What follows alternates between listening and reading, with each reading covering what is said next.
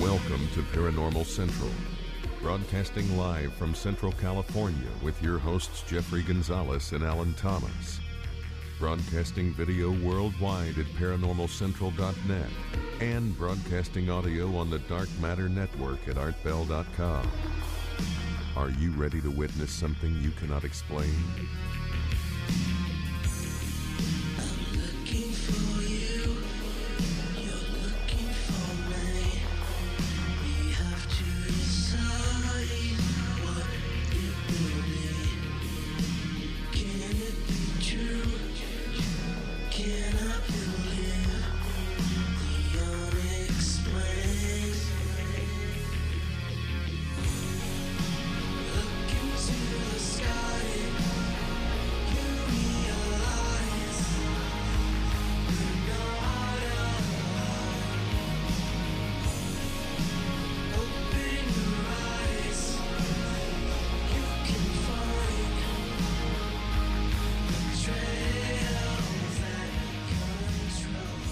Hello everyone, welcome back to another episode of Paranormal Central, broadcasting live from the bottom left-hand corner of the Nevada Triangle in a city called Fresno, California. Hello, my name is Jeffrey Gonzalez. I am your host. I'm also the founder of a group called the Sanger Paranormal Society.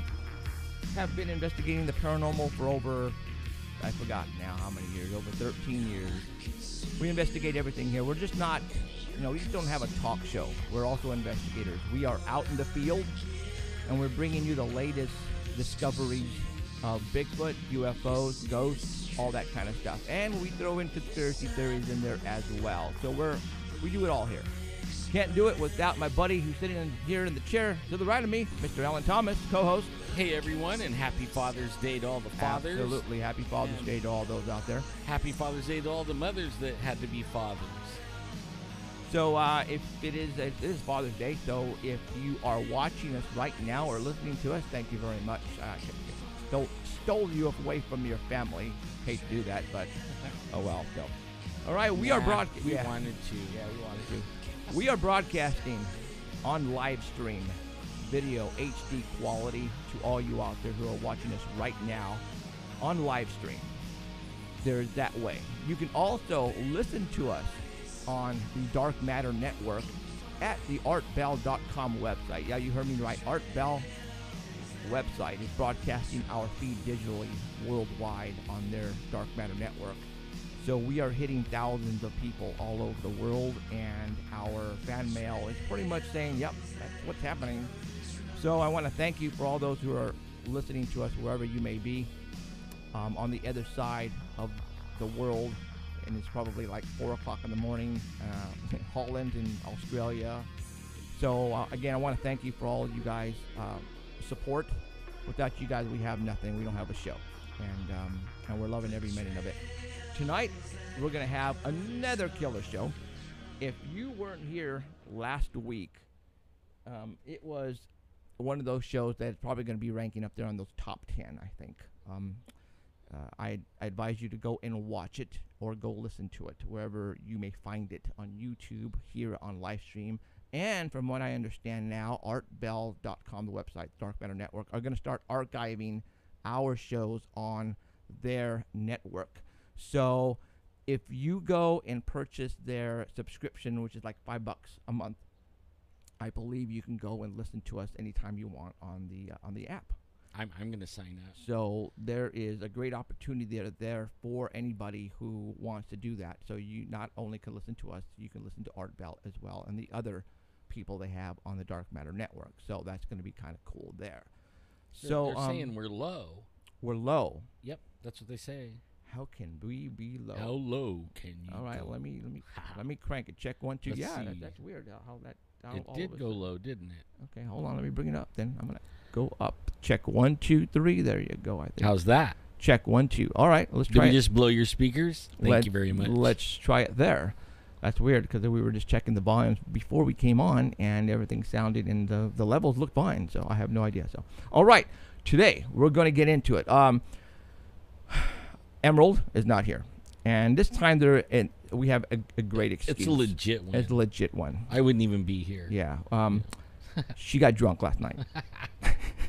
It was her birthday. Happy birthday, Em. So she got wasted, and I heard she ran around the street naked in Madeira. Dang it. And the police got her and arrested her. No, just kidding. No, we let her off because it was her birthday last night. So there you go. Happy birthday, Emerald. I don't know how old she is. I think she's 22 or 23 or something like that. Yeah, back at the age I want to be at. So all right. So we're gonna go ahead and get into it. Tonight's show, we're going to talk again conspiracies. Last week it was Bigfoot, only because we had that great story to tell you about, and the vocalizations from the screams and the roars. And speaking of them, I'm still working on that. Okay. I'm not real good at this. Like, if anybody out there is really good at it, I think there are some people out there. And you want to help me out, like pull these Bigfoot sounds out so everybody can hear it. I'm just get a hold of me through the webpage, and Jeffrey will get your information, and you can help me out. I really could use it. Yes. So, anybody in the audio business out there, give us a call. And right now, we're going to get the man of the minute, I guess, Mr. Sasquatch himself, Mr. Danny Valderrama. Are you there? Yeah, that's what my wife calls me. Mr. Sasquatch? I don't even want to go there. Hairy man. I don't even want to go there. I got so many jokes for that one. No. I know. Trying to make it as easy as possible for you. And you're doing a great job at it too. Thank you very much. Yeah, you'll see the pictures later in the messenger. Oh my gosh. That's scary. Okay, I gotta wipe my mind from that now. Oh. Okay. All right, Mr. Danny Valderrama. For all those who don't know who he is. For those who don't know, we're having technical difficulties. Heidi's report isn't up yet on Art Bell's page. No, so he's working on it right now, and it will be up. Yes, as soon as it is, we'll put it on the Paranormal Central page. So I guess people are asking about it. So for those who don't know, if this is your first time, again, we talk about everything here, and we have people who help us report the news from around the world, the latest news. And Mr. Danny Valderrama is the Bigfoot reporter for our show, and he comes on the show at the beginning of every show, and he tells us what's going on there in the Bigfoot world. If there is nothing going on in the Bigfoot world, well, then he sticks to cryptozoology and that kind of stuff. So he sent us over some photographs, and for those who are listening to us right now at the artbell.com website on the Dark Matter Network, the webmaster, Mr. Keith, has placed those photographs on the homepage marked Paranormal Central with today's date, Bigfoot Report, and you can look at those photographs, and we're going to be doing the same thing here, so you can just go ahead and follow us, and they are marked 1 through whatever, how many he sent me. And that goes for the Heidi report as well at 6:30. You can do that as well, so that way you are in touch with what we're talking about, and you don't lose anything. So we're going to go ahead and get into it. So right now, let me go ahead and pull up photograph number 1, and we are going to get into it right now. And you are on Discovery. Right. It's hot in my mom's basement here. Again. You got to stop goofing around, dude. Everybody knows how I like to travel. So next year we're planning a cruise. So I was on some of the sites comparing prices, and then I came across the Princess Cruise site. And I found out that Princess Cruise has partnered with Discovery Communications. And you know that Discovery owns many channels. Yes. So there's a lot of shows behind them. And what they're trying to do now is to create an interactive experience designed to bring to life the nature, wildlife, and history of the region on the ship that coincides with the TV shows. So they have TV shows like Mythbusters, Gold Rush, Shark Week, Deadliest Catch. And so what they just started this in November. I believe they signed the agreement, and this fall, beginning early in 2015, all these experiences have been rolled out. So people are now enjoying them. And then on picture 2, you can see a little kid who's dressed up as a shark in a shark costume for Shark Week. And they have activities designed for the whole family. And then also include, some of them will have onshore excursions when the boat docks. What does all this have to do with Bigfoot? Well, Discovery owns Animal Planet. Right. So finding Bigfoot is one of the adventures that you can do. And this is once you're on the boat, you can hunt for Bigfoot. Ooh. And what they'll do is Bigfoot will leave his footprints around the ship, and you have to go around trying to find and locate all the footprints that are around the ship. And the first person who finds all the footprints wins. $1 million, right? Yeah, $1 million. And then you find out you found Bobo. Can we bring our flirt? Bigfoot really does. Yeah. I guess Bigfoot really does take vacations. No kidding. That's why we can't find him. I was going to say, that's why we can't find the dude. Damn it. He's on the cruise. I can see him on the lounge with a frickin' margarita. That's a pretty good idea. That's pretty good. Get the new guys, the new hunters, yeah, young kids, a chance to get out there. A safe way for them to get out there. I could see us doing a live remote from there. That's all I'm going to say. Yeah. That'd be pretty cool. That would, wouldn't it? You'll be in the bottom of the boat instead of the basement. That's right, Danny. Making the Bigfoot report from the engine room. I'm in the engine room. In the engine I'm room. sweating. That's it. Damn it. I lost about 30 pounds. And for all those, I just gave you a hint, and that's all I'm going to say. Okay. Next picture. Didn't say nothing. Let's say nothing.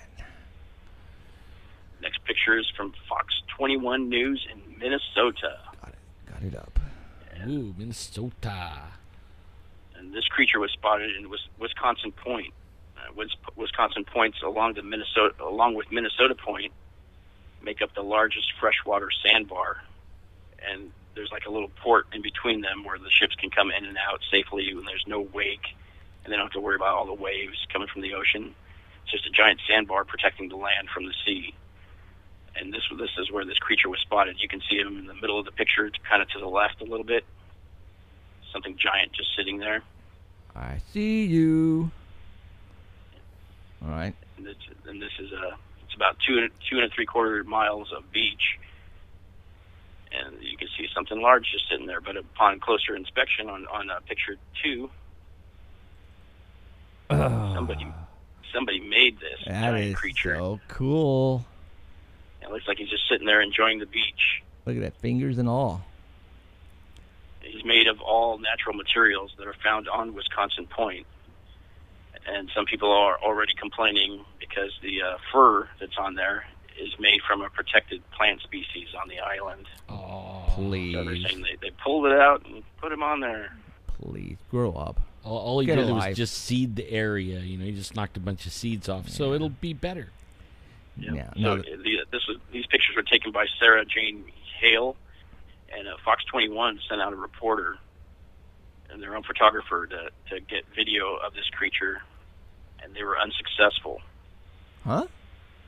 So was it real after all? Did it just get up and walk away? When the news crew went out there, it wasn't there. They couldn't find it. They couldn't find it. They couldn't find Bigfoot. What? All right. Another shameless plug. That's funny. Why couldn't they? I'm thinking they probably just weren't looking in the right direction. I'm thinking. Yeah, maybe. it's 2.5 miles or a little over 2.5 miles. Yeah. So they probably didn't look in the right area, but they couldn't find it when they went out there. Yeah. That's how hard they are to find. I'll tell you. I tell you. You know, you can be out there all night and never see it. Oh my God. Doesn't matter how big they are. You know, if they really wanted to do this correctly, they could have freaking ordered a mask from Halloween store or something and put a Bigfoot mask in there. That would have been cool. Glowing eyes. Oh man, dude, you guys blew it. You guys could have done even better. I mean, this is cool looking. Don't get me wrong. Absolutely, there's a lot of work here involved. You know, the frame itself. I don't know how they did the frame. Probably some type of wire inside the body. But yeah, this is very cool. Now in Minnesota, what's that? A lot of sightings. Are there a lot of sightings in Minnesota? Yeah, there are quite a few. Okay, they have over 1,000 lakes there, so plenty of places to hide. And I wonder how long it took somebody to go up to it and see if it was real. Can you imagine? Somebody you go. No, you go. Maybe somebody stole it, you know, and then that's why they didn't find it. Well, could be. Good. Like, wow, this is look good in my backyard, you know. Or that Jeffrey's house. Yeah. No, but I have the Bigfoot suit on its way, supposedly. We should have it by the 2nd of July. So, according to the person who's built the suit for me. So, coming, huh?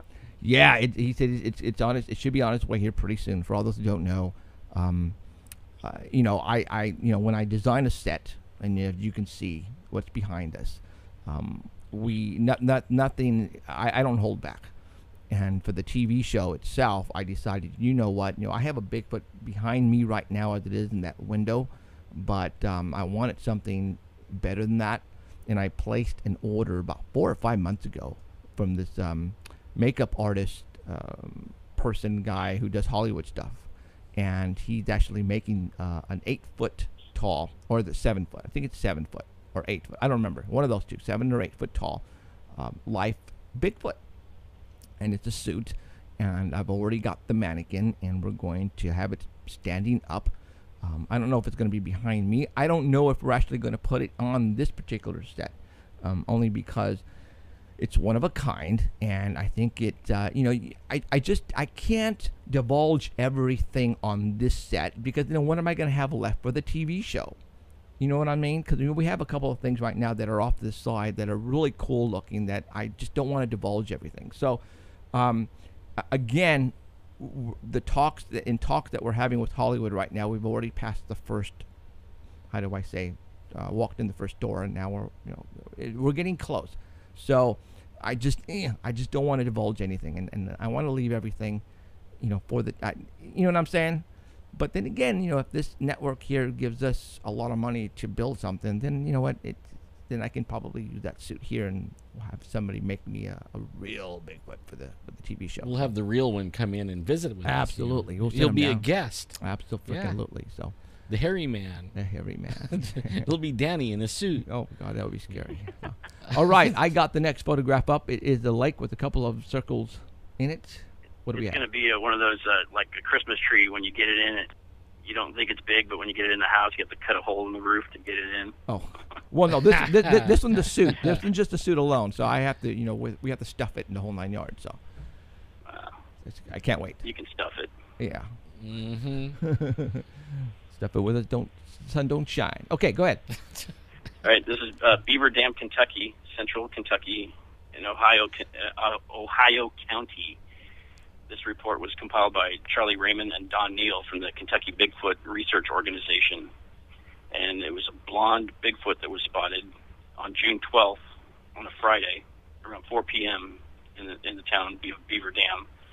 It was about a 30-second sighting with 2 witnesses. It was Glenn, who didn't want to give his last name, and his fishing friend, who had just offloaded their boat into the lake.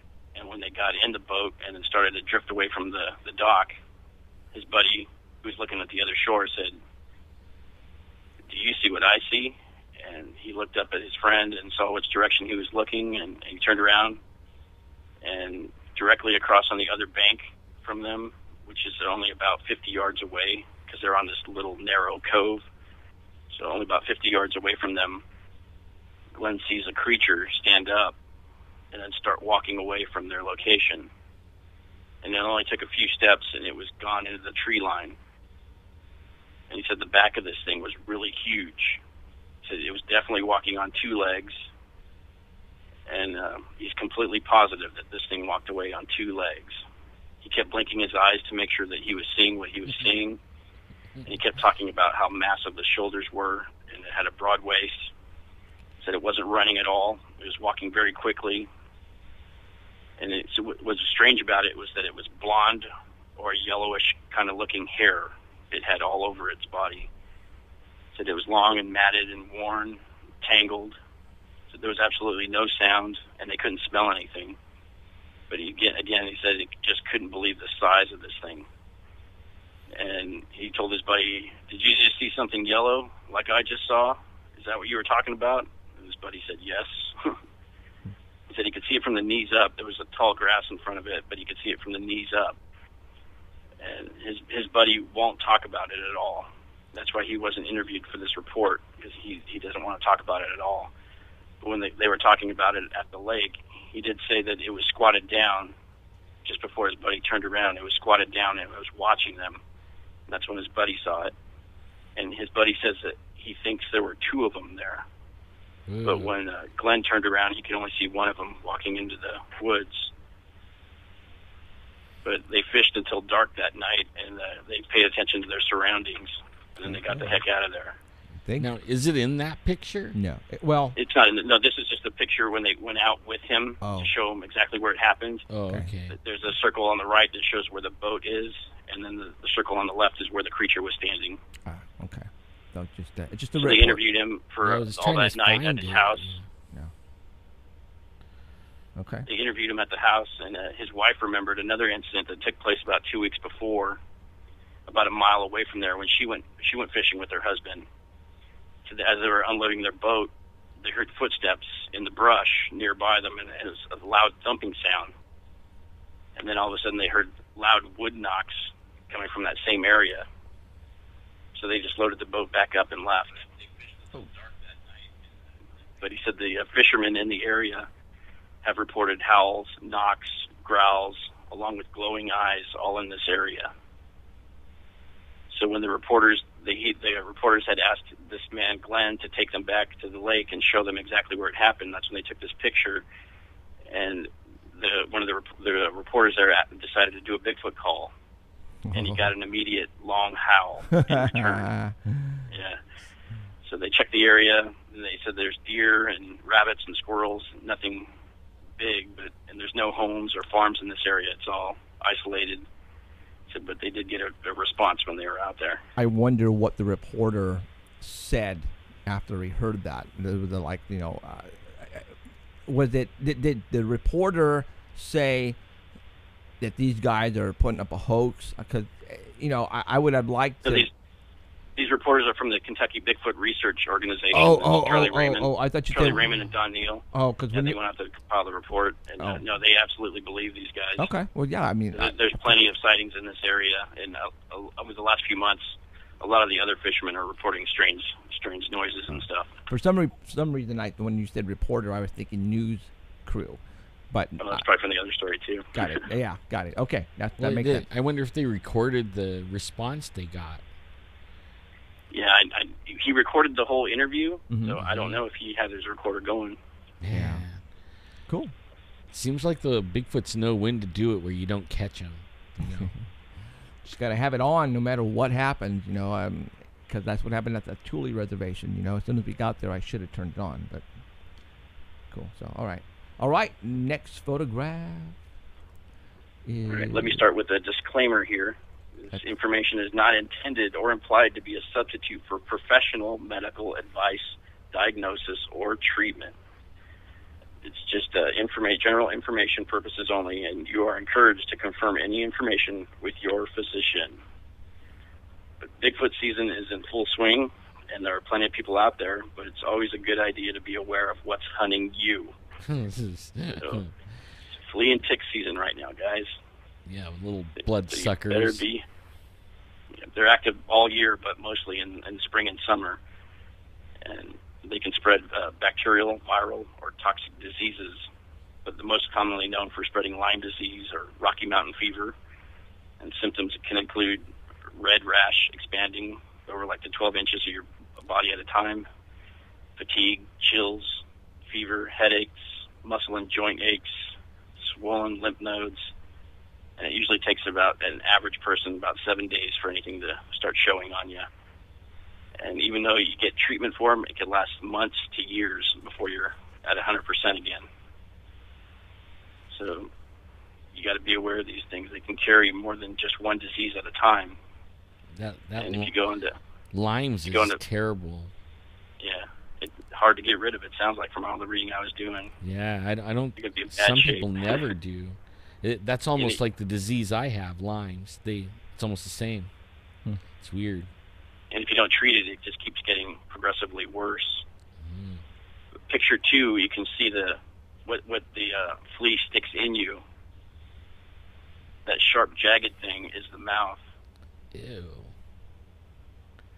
And it'll plunge that into you and bury its head into your skin. And they can carry more than one disease. So if you get bit by one, it's best to get it out as quick as you can. And you usually have about 24 hours to get it out. So no need to panic if you see one on you. Just get your head about you and know how to get it out of your skin. and it can greatly reduce your chance of infection. People that panic can pull the body out and leave the head still stuck in there. Oops. So it's still okay, but you want to get the whole thing out. Right. Well, it looked what barbed. you do, It looked like it was barbed, so you just can't yeah, pull it's kind it of like out. a barbed wire. So if you pull it straight out, I don't know how you can get it. Man. But it's actually a lot bigger than it actually is. So it says don't panic. The first thing you should do is picture number 3. The best thing to do is use fine-tipped tweezers. And they're tweezers with a point, not just your average household ones. You want to get some with a point because you want to get on the side of it and grab it as close to the skin surface as possible. And you want to pull it straight upwards. Don't twist, don't jerk, because then you'll break off the head. And if this happens, the mouth parts and the head will stay in your body. But if you're unable to get it out, try to dig it out. If you can't get it out, just leave it alone, let it heal, and then treat the area with rubbing alcohol, iodine scrub, or soap and water. And make sure you wash your hands, too. Screw that. Just get an X-Acto knife and just cut a big old round circle and just dig it out. Burn man. it! Come on. Yeah. And then when you get the tick out, put it in alcohol, get like a little sealed baggie, drop it in there, put alcohol in it, and it says to flush it, or you can save it for your doctor if you think you're panicking and you think you're going to have Lyme disease or something. They can test the flea. It says do not crush it with your fingers. Dispose of it properly. And then picture number 4. This is kind of a new one that's been making the rounds on all the Bigfoot pages, is to use a cotton swab. Oh, I saw that one. Yeah. It says to soak the cotton swab in water, but not totally, just to moisten a little bit. And that what that does is helps the swab move around the skin smoothly. So you place the swab on a squab. Place the swab on the back of the tick at an angle, not directly over it, and you push the tick in a circle so that it rotates on its axis. The hypostome, or the mouth, is what it's called. And after about 3 to 5 rotations, the tick will release its bite, and it'll back out, and you can just grab it and dispose of it properly. They said that this will work too, but it doesn't always work. So the best way to remove it is to use the tweezers. Grab it at the bottom and pull it straight up. So the worst thing you could do is listen to all the folklore and old remedies that are out there. Like people say that you can paint the tick with nail polish, and it'll come, and eventually it'll back itself out. Or you can put petroleum jelly on it, or get a match and light the body while it's on your skin. That'll burn you. But I think that's what Alan wanted to do. Eventually, it'll detach itself from the skin, but the whole problem is that all takes time. And what you want to do is to remove it from your body ASAP. So they said the best bet is the tweezers. The cotton swab may or may not work. So you got to know what to do, because you're going to be a long way from help. Yeah. This is what I suggest to do right here. What is that? A drill. Drill it out. A drill?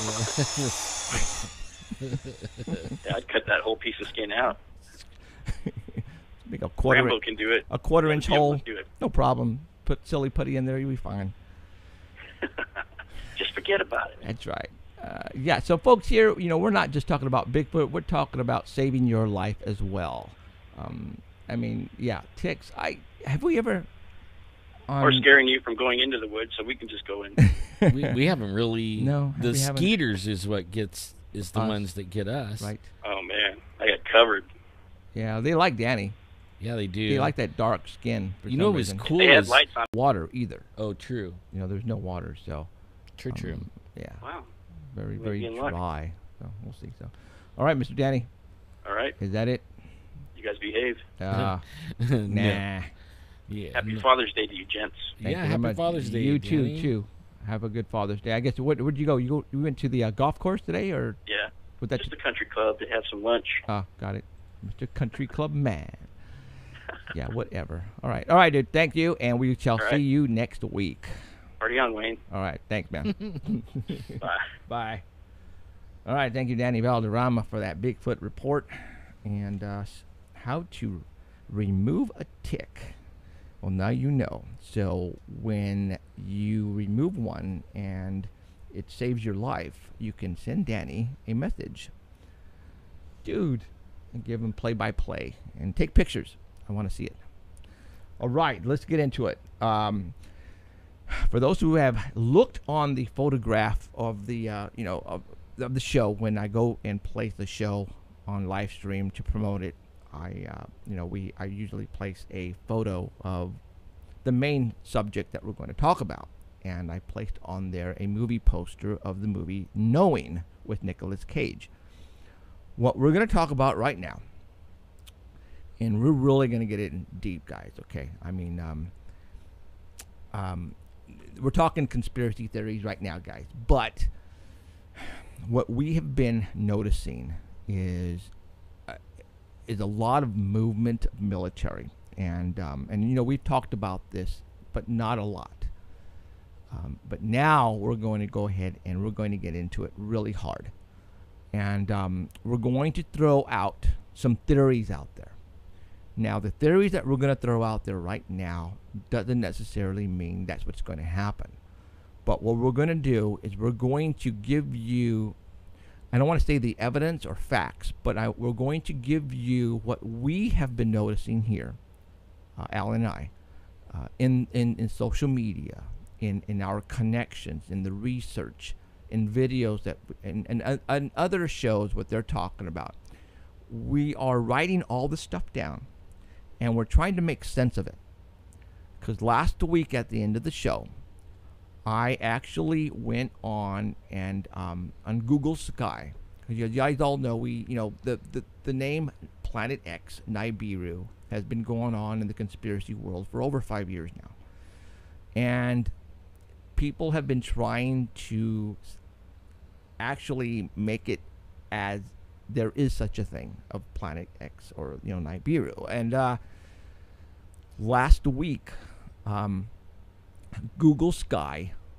If you go to Google Sky, and there are different locations around in Google Sky that are boxed off in black, like if they're trying to cover up something. And in one area, many people have said that's the location where the Nibiru planet is coming in, but for some reason Google Sky blacked it out, and so we never had any proof. Well, last week they removed that black box, and so and behold, there is a planet. And for all those who have been researching that particular planet, Nibiru, and the Anunnaki, and the pictographs and pictures and writings and of what Egypt has of what this planet might be, you always visualize a round ball with like wings attached to it. So back in the days of, we're talking the pharaohs and way back then, where they, you have these writings in Egypt, and they're now discovering, different types of writings everywhere. And for some reason, this round ball with wings keeps coming up and keeps coming up and keeps coming up. Well, they say that is the planet Nibiru, Planet X, where the Anunnaki are located. It comes around every 3,600 years, and that's why they figured out, well, then we are getting close to that time where if there is such a planet, it is now going to be you can visually see it now in the skies as it gets closer. Well, last week Google Sky removed that black box, and now you have this round planet with wings. And you're probably saying, well, what do you mean wings, Jeffrey? When a object of that magnitude size is moving through space, it is going at a very high rapid speed that it is pushing the air around it. Oh, there's no air. I take that back. There's no air in space. But it's going so fast that it's leaving, and I don't want to say a vapor either, space dust or Like a debris trail. Okay, and you can see it on the edges of this round ball, and even its gravity could be grabbing things and dragging it along. Okay, even. and back in the days, 3,600 years ago, the last time it was here, supposedly they say, if you were on Earth and if you saw this thing in the night sky, and it would look like wings. So back then, the only way they could document this thing is by describing what they saw. And it was a round ball with wings. And so that's what, archaeologists and all those people who are digging around in these places, like in Egypt, have found these I don't want to say pictures, but carvings. And people have found them in jewelry as well. Mm-hmm. Okay, and so what I'm trying to say is Google Sky removed this black box, and now there is a round planet with this debris field that looks like wings. It is out there now for people to see. All right, I posted some pictures last week, and I wanted to make sure that I was not on smoking the what, so I went there before I came on the show, and it was still there. Do you guys want me to go on there right now and check and then prove it to everybody here at I can go to Google Sky and if it won't knock us off, you know what, if it knocks us off, it'll knock us off. We'll go to part 2, part 3.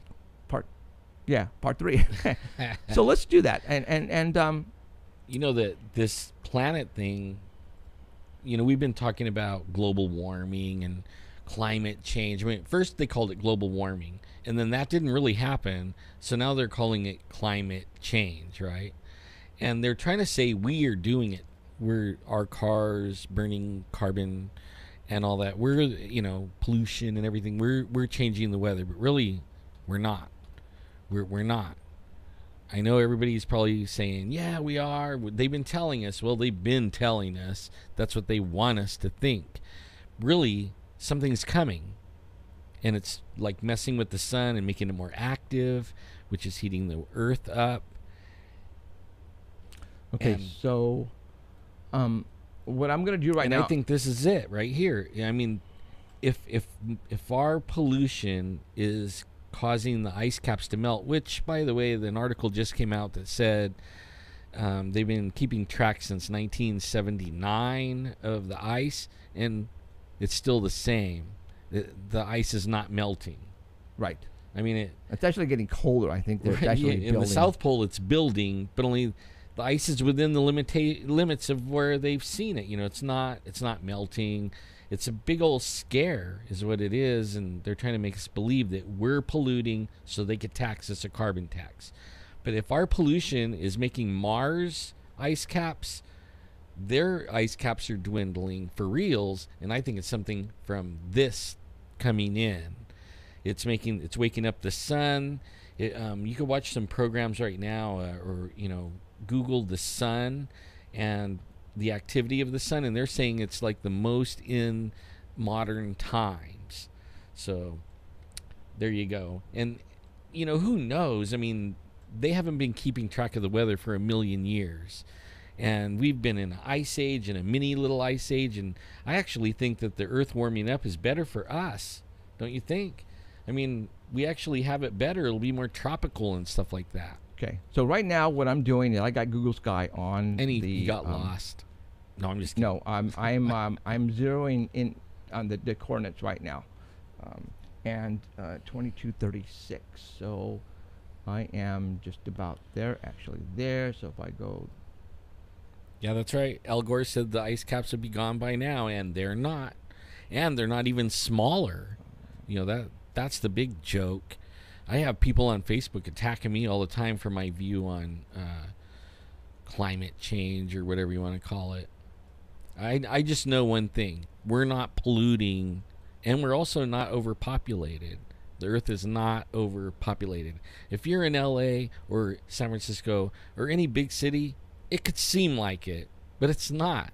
You go out squatching with me and you'll find out you could be in the middle of nowhere and miles of nothing, and people could still live there. I mean, we're not overpopulated, believe me. You lost it, or they take it out, or what? No, I'm trying to see if it's here still. Hold on. I think this is where it's supposed to be. It's supposed to be at 5:42. Okay, so hold on. Let me Somebody wrote it here. Let me see. It's 5:42. 5 hours, 42 minutes. Yeah, you know what? I'm not even. 21 seconds. Yeah. So I'm a little bit off here, guys. Sorry. So I'm 5 hours 42, and I'm gonna say I'm about that right there. No, hold on. Oh crap. I agree. The sun does look kind of weird. You know what else? Like, I don't know about you guys. Back in the day when I was a young guy, I was a sandblaster painter. And I was in the sun all day, every day. And the sun didn't burn me or beat me down. Nowadays, just only an hour in the sun. And I mean, it feels like it's like cooking me more than ever. I mean, it's kind of weird. And I don't know if it's what they're spraying in the atmosphere, which is actually changing the weather or the climate. They're like drying California out while they flood everybody else out around the country. I feel sorry for everybody back there. I mean, you guys are drowning, and we're over here, needing water here. But that's all done. They're doing it. These guys are doing it. That's. I totally agree. I think they're causing California to go waterless, man. Yep. And there's got to be a reason for that, and it's ticking me off because why would they want to do that? I just 42, 36.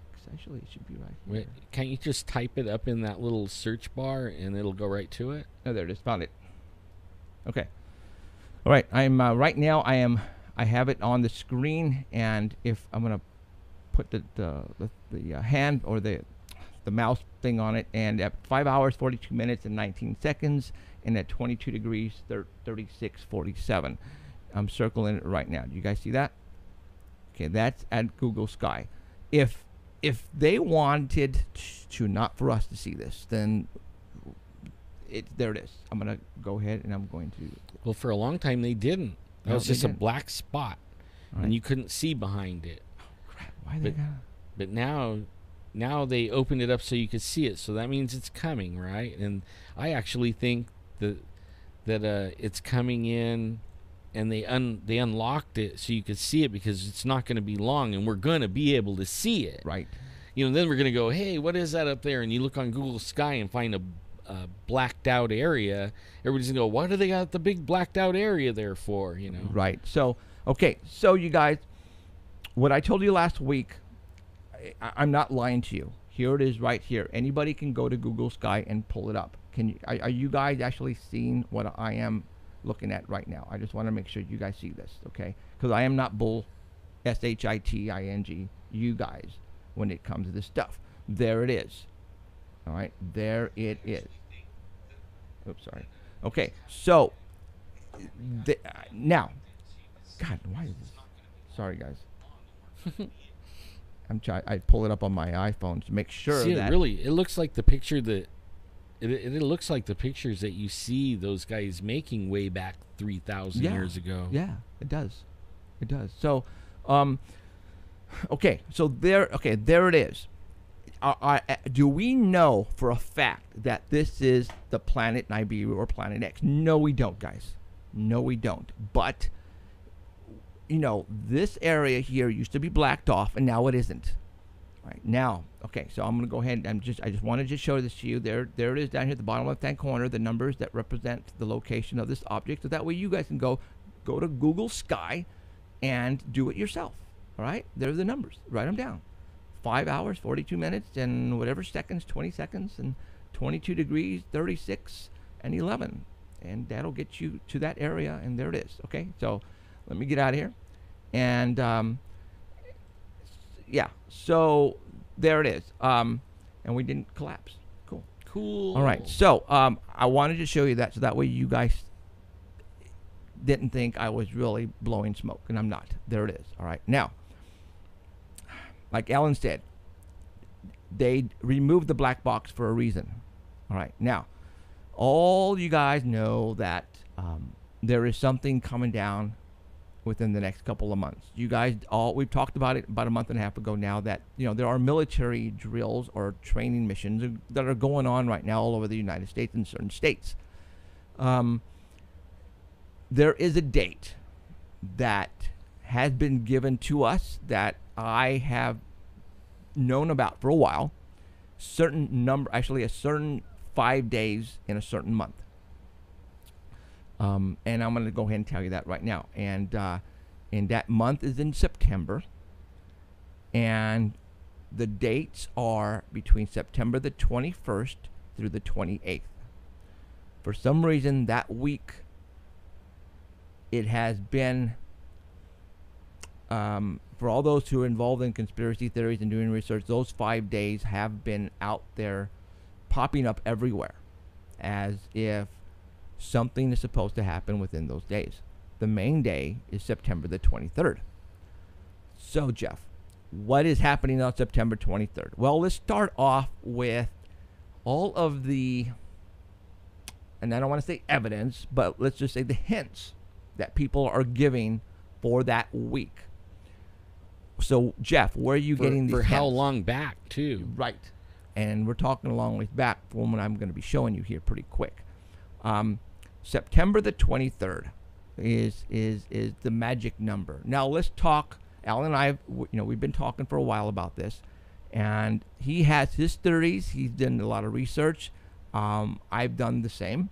And what's cool is he's finding stuff that I don't know about, and I'm finding stuff that he doesn't know about. Yeah, so it's now we have interesting. a double of things to really show you tonight. And are we going to confuse the hell out of you? Yes, we are.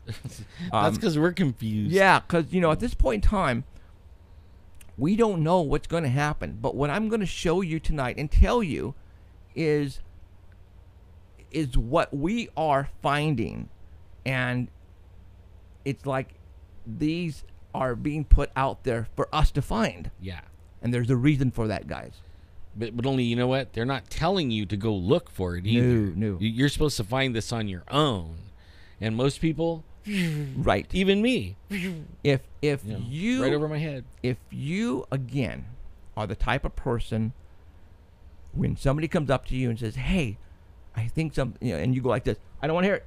I don't want to hear it. Go away from me. Go away from me. Just stay away from me. I don't want to hear it. Leave my life the way it is. I am content the way I'm living my life. I don't want to know about Bigfoot. I don't want to know about aliens.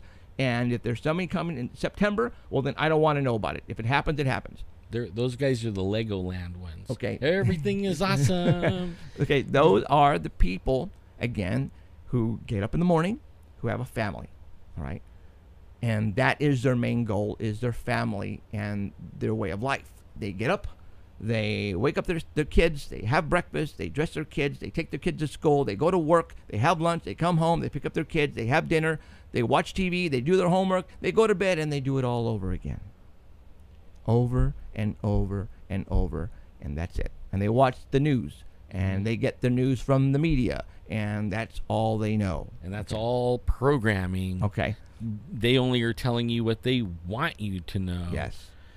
Not what's really going on. Okay, so people like us, the weirdos, the nerdos, the conspiracy theorists that are out there that people make fun of all the time.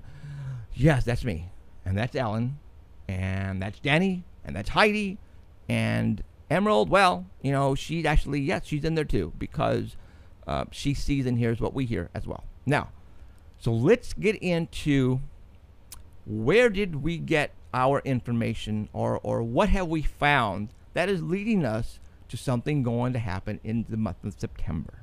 All right. Well, right now, if you are not watching our show or watching or listening to any other paranormal conspiracy type of show, then you don't know about the training or the military movement that's going on right now. All right, you have no clue. If you're watching the media, they have told you that the Walmarts have closed because of plumbing issues. And what do you think the people who watch that media are going to say? Oh, okay, plumbing issues. Let them fix it. And so, well, to this day, those Walmarts have not opened up yet. Okay, so let's... Yeah, they have military assets sitting out front. And barbed wire now everywhere. So let's push the Walmarts to the side for 1 minute. All right? Okay. We all know, for those who watch our post on my wall, on the Paranormal Central page as well, and Ellen's wall, and on any other social media, if you're into conspiracy theories, then obviously when you go to Facebook, you tend to like people who like this type of stuff, and they'll post this stuff all the time. And our military has been moving their equipment to certain parts of the United States. Utah, Texas, bottom part of San Diego, one location. And Arizona. Arizona. Now, I posted, for let's see, was it the Wednesday or Tuesday of this past week? I was driving to work down Clovis Avenue, going northbound, and that was right around Jensen. I take that back. Kings Canyon, and I'm going northbound, and all of a sudden I see this 18-wheeler, and on top of this 18-wheeler there are two. They're not Humvees.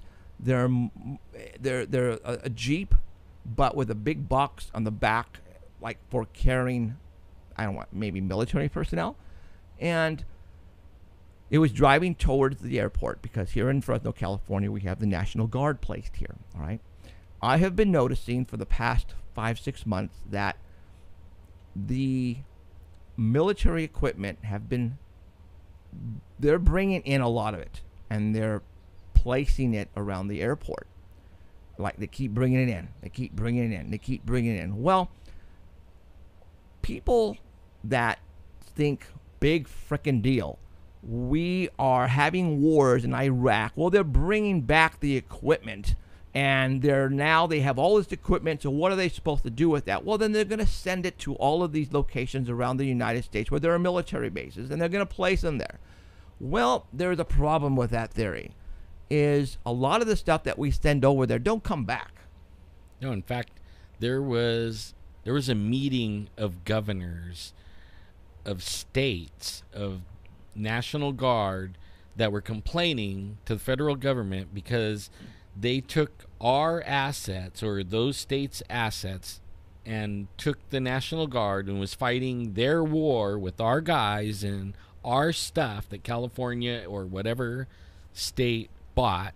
And then when they brought the boys back, or the soldiers, they left all the assets there. And now you can even see ISIS and everything. They're actually posing with them, saying thank you.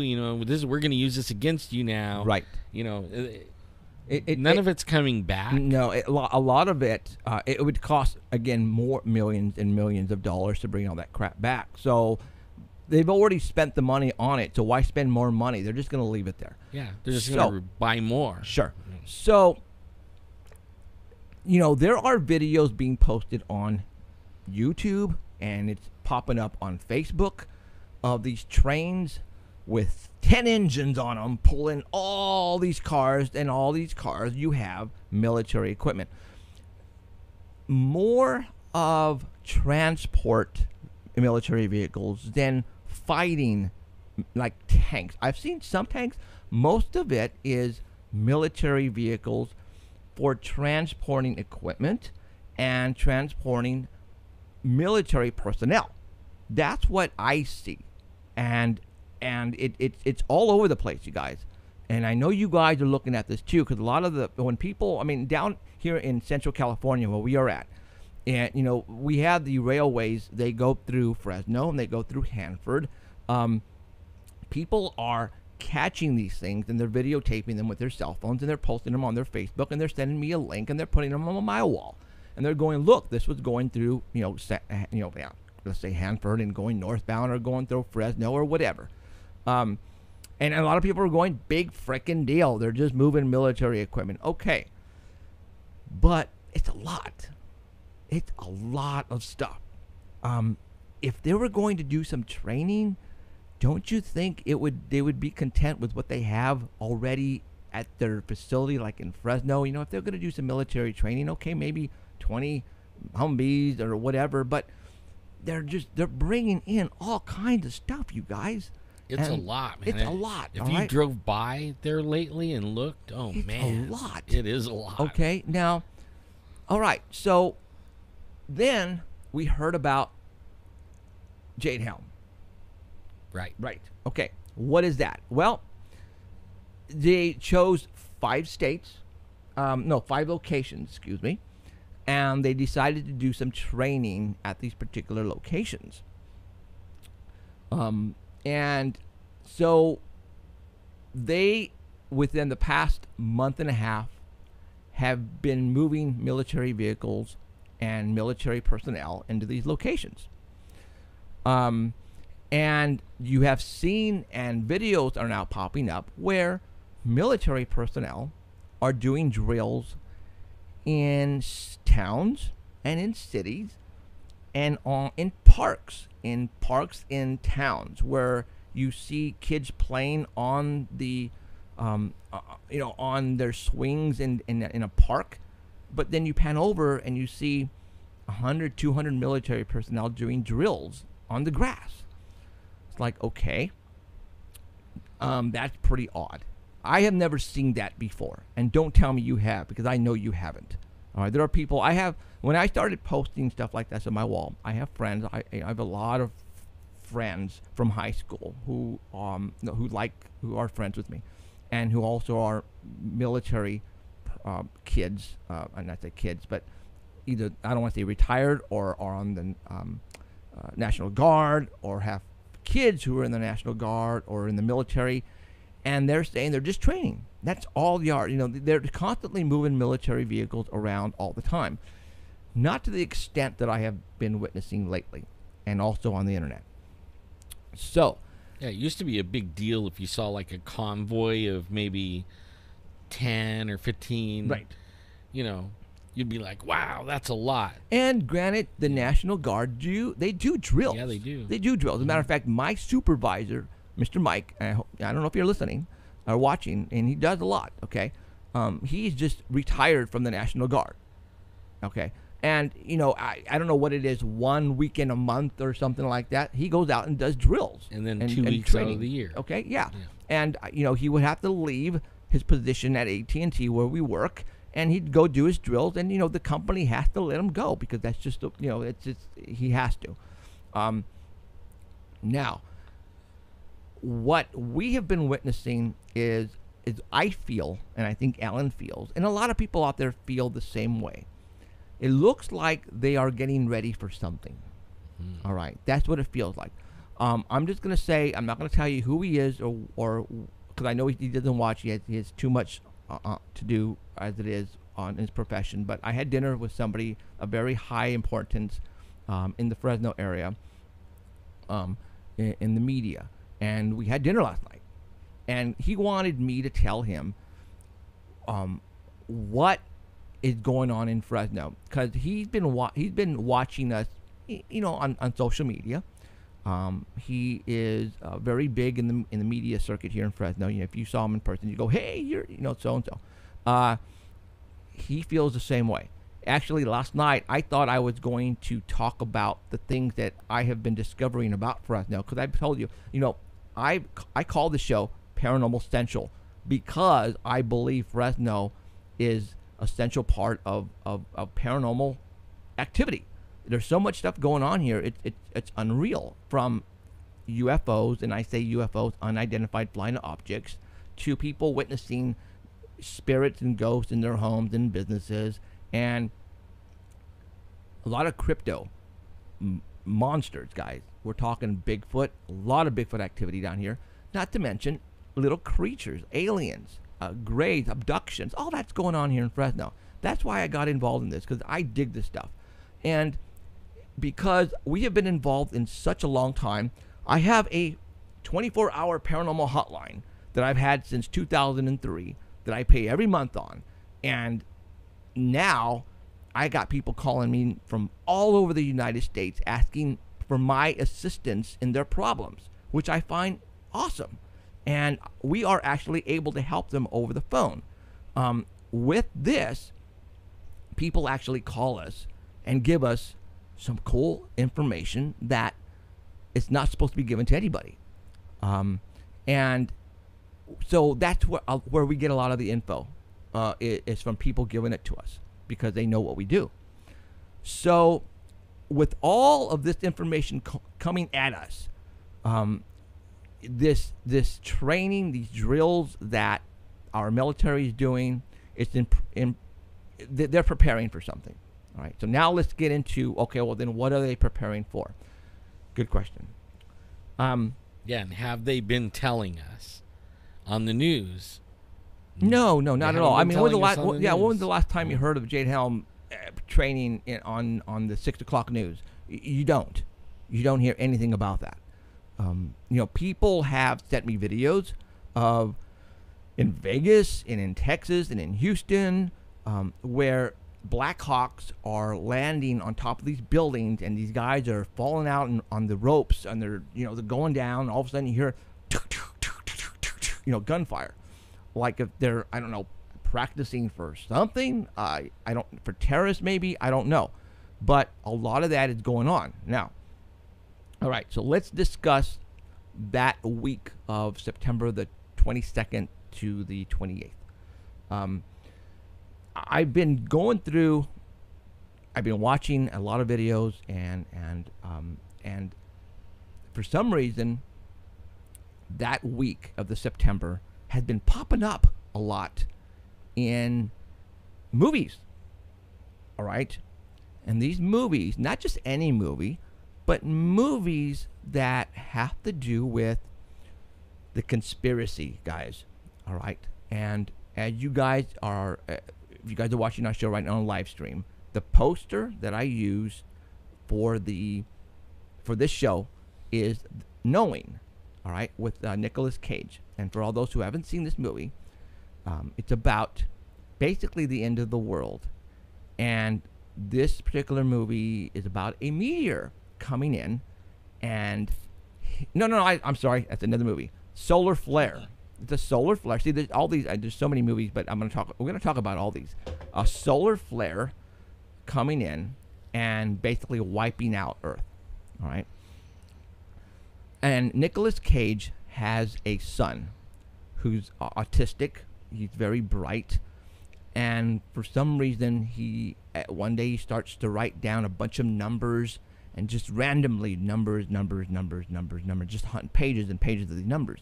Nicolas Cage finally finds out that in these numbers there are hints, there are dates, locations, and these numbers represent, if you circle them in a different way, diagonally, vertical, horizontal. And he figured out that these numbers mean something. Well, in these numbers, the person where I got this from saw a number sequence that has been popping up lately all over the place. So what I'm going to do right now is I'm going to show you some numbers that actually some snapshots that I took from the video of Knowing, and you're going to see what I mean now. And you guys, and there's a lot of you guys out there right there who are watching this right now who are going, coincidence, bull crap, it could mean anything. Well, we've decided that coincidences don't occur in our field. They very rare if they do. Yes, very rare. There is a reason. All right, there is a reason why these numbers are coming up constantly everywhere. In the movies, it's not a coincidence. No. Everything that goes in a movie is planned. Yes, completely.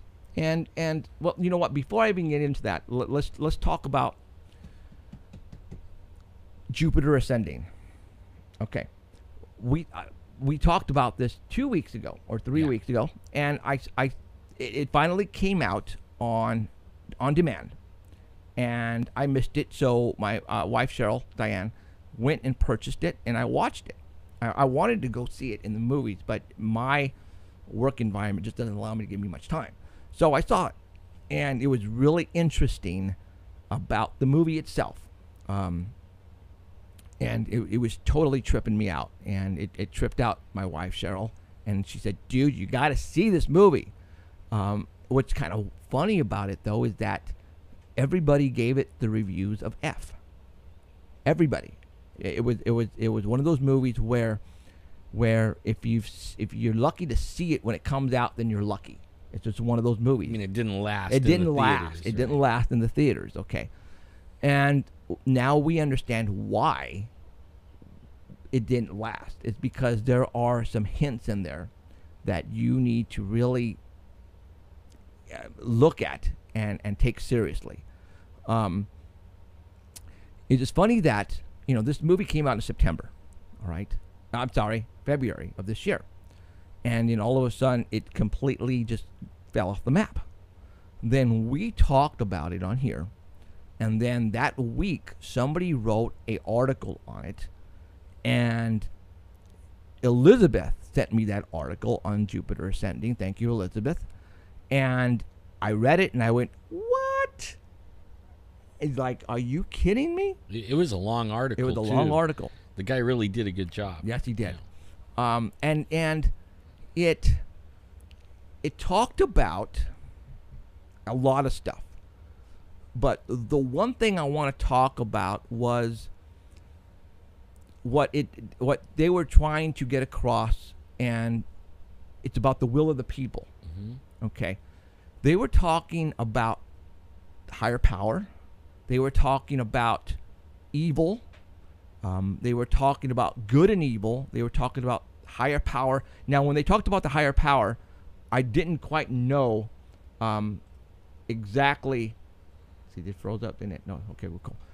Exactly what the higher power they were talking about. They never said God. They just said higher power. Mm-hmm. Okay. And what is weird is that they discussed, and I've heard this elsewhere, where the people on Earth, you have the will to do anything you want. You can do whatever you want. There's nothing holding you back. I mean, you can be whatever you want to be. You can do evil if you want to do evil. You can also be a good person if you want to be a good person. All right? You have the will to do whatever you have, or whatever you want to do. Yeah, we have choices. Choices. And we could do it. We could make a choice to do whatever. Right. Okay. And that's a good word, choice. That's actually perfect. For some reason, the people on Earth who are in control of the human race, let's say, and I want to say, when I say control, I mean the banking, the governments, the Bilderbergs, the cabal, bloodline of those type of people. I consider that to be evil. Okay, the bad people. All right. They have agendas lined up for us regular people. All right. They have agendas lined up, and they are, they're making them happen. They're making those things happen. But for some reason, they have to tell us what they're going to do, but not actually come out and say exactly what they're going to do, but they have to give you a chance to make up your mind to prepare. All right? Does that make any sense to you guys? They cannot just come out and do what they want to do. They have to give you a chance for your own will to make your decision. Like we could go along with it, or we could actually fight them on it. But the way they present it, you'll never ever fight them on it because you think it's a coincidence, but it's not. And it's planned. And they have to, according to the higher power. Right. The law of the universe. The law of the universe. Thank you. The law of the universe states that before you, let's say, attack or do something against the will of the people, you have to give them a warning. All right? That's just the law. And this is what we are coming across. It's like the evil, and you can say Satan is evil. All right? You can say the demons are evil. Sure, we consider that to be evil. But, and I'm not saying the New World Order or Cabal or the Bilderbergs are all Satan. Let's just say they're part of that bloodline. You guys follow me? Well, some of them are in the know, right? And then some of them, they know a little bit, but only they made a choice to go ahead and go with the plan. That right? side. Yeah. You have, just for example, the rock stars, the movie stars, right. who, if you want to be famous, you want money, you want fame, I will give you that fame. You sign on this contract, and your soul belongs to us, basically. All right? And you have seen that from, and I'm just going to say the one person of Katy Perry, Lady Gaga, Rihanna. Yes. Kanye. Jay-Z, Kanye West. All those people. Even in Hollywood. Right. There are people who are totally famous. They just didn't happen because it could be Nicolas Cage. Who knows? Yeah. Who knows? But you are given that choice. People chose to, I want to be famous. I want to make all the money in the world. Well, then you are given that ability if you sign this contract and if you do exactly as we tell you to do. If not, then we're going to make your life a living hell until... Or you die. Yeah. Like Michael Jackson and name them. Right. Whitney Houston. It goes on and on. Everybody knows who they are. Right. Because they all went early. Right. And they were having those problems and trying to get out of the contract, and they couldn't get out. So let's go back. There's only one way out. Yeah. So let's go back to the hints. All right. So and again, you might not believe what I'm telling you right now, but this is what we are coming across, what we are figuring out, that we think this is what's happening. And like, we didn't just start doing this yesterday. No. We've actually been, and we couldn't make sense of it, and we didn't know why. I mean, we're not really even putting it all together still, but only way back, I mean, like 5 years ago or 4 years ago, we've been talking about these little things that it was like there, but we didn't know where it was going. You know what I mean? Like, it was strange, and so we would bring it up, but we didn't have all like what we do today. And right. I don't think we still have the whole picture, but we have a bigger part of that puzzle, like solved, than we ever did. Right. Right. And with what we are looking at today via media, via sources, everything is falling into place, sort of, kind of. So that's where we're going with this right now. We are trying to show you and tell you what we are finding, and if it makes sense to you, then awesome. If it doesn't, okay. If you think we're smoking the crack again, then you can turn us off and go to another station someplace or another show someplace. You had the will to do that. All right? You have the will. You have the choice to turn us off right now and to get out of here and leave us alone and go do what you normally do. Go to another conspiracy show. Go to another paranormal show. You have the will. But for some reason, we think we're here for a reason, and we're here to open you guys up to what we think is going on.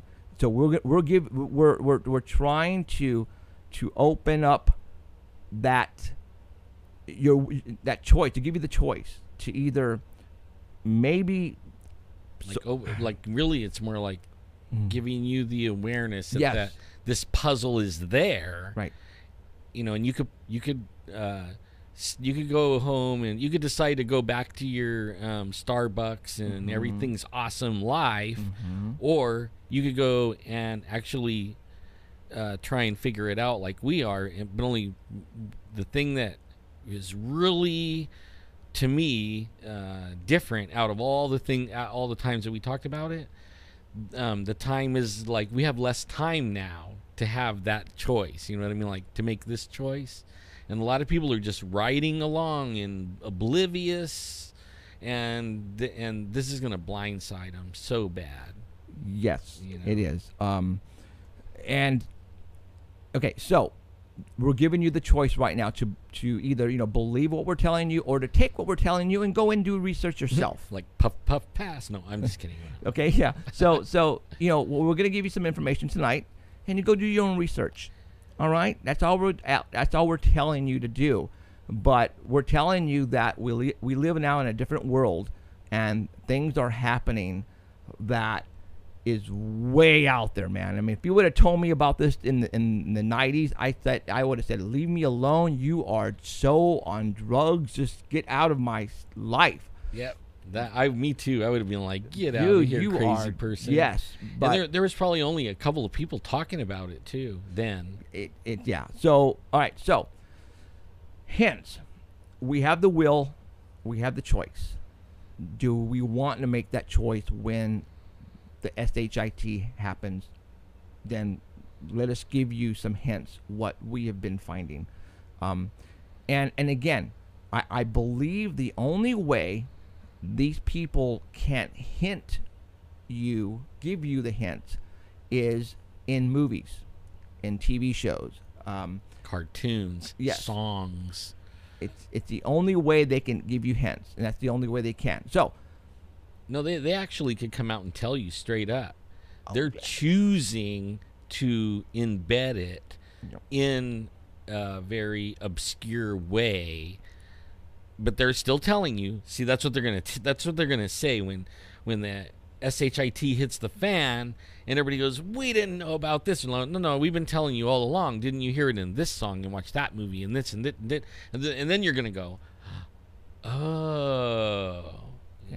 So, all right. So, in movies, and I've been telling you guys for a long time, for a couple of years now, as long as you've been watching this show, that I believe, and I've been catching them, and so has my wife, and we'd be watching a TV show or mostly a movie, actually, an actual motion picture. That's where we've been getting all these hints from, and I would hear something, and all of a sudden I would look at her, and she would look at me, and she would go, "Did you just hear what he just said?" And I would go, "Yes, I did." But before I was heavy into this, if I would have heard that, it would have went right over my head, because I would have never put two and two together. All right? When I started figuring it out was after 9/11.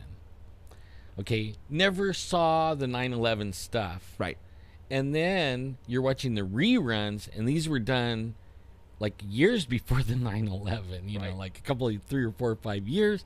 And then all of a sudden you start seeing these 9/11 things.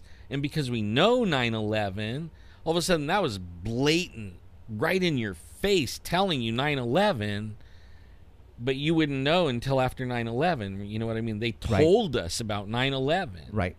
If only you would have caught the hint. Right. Okay. If you would have known what to look for.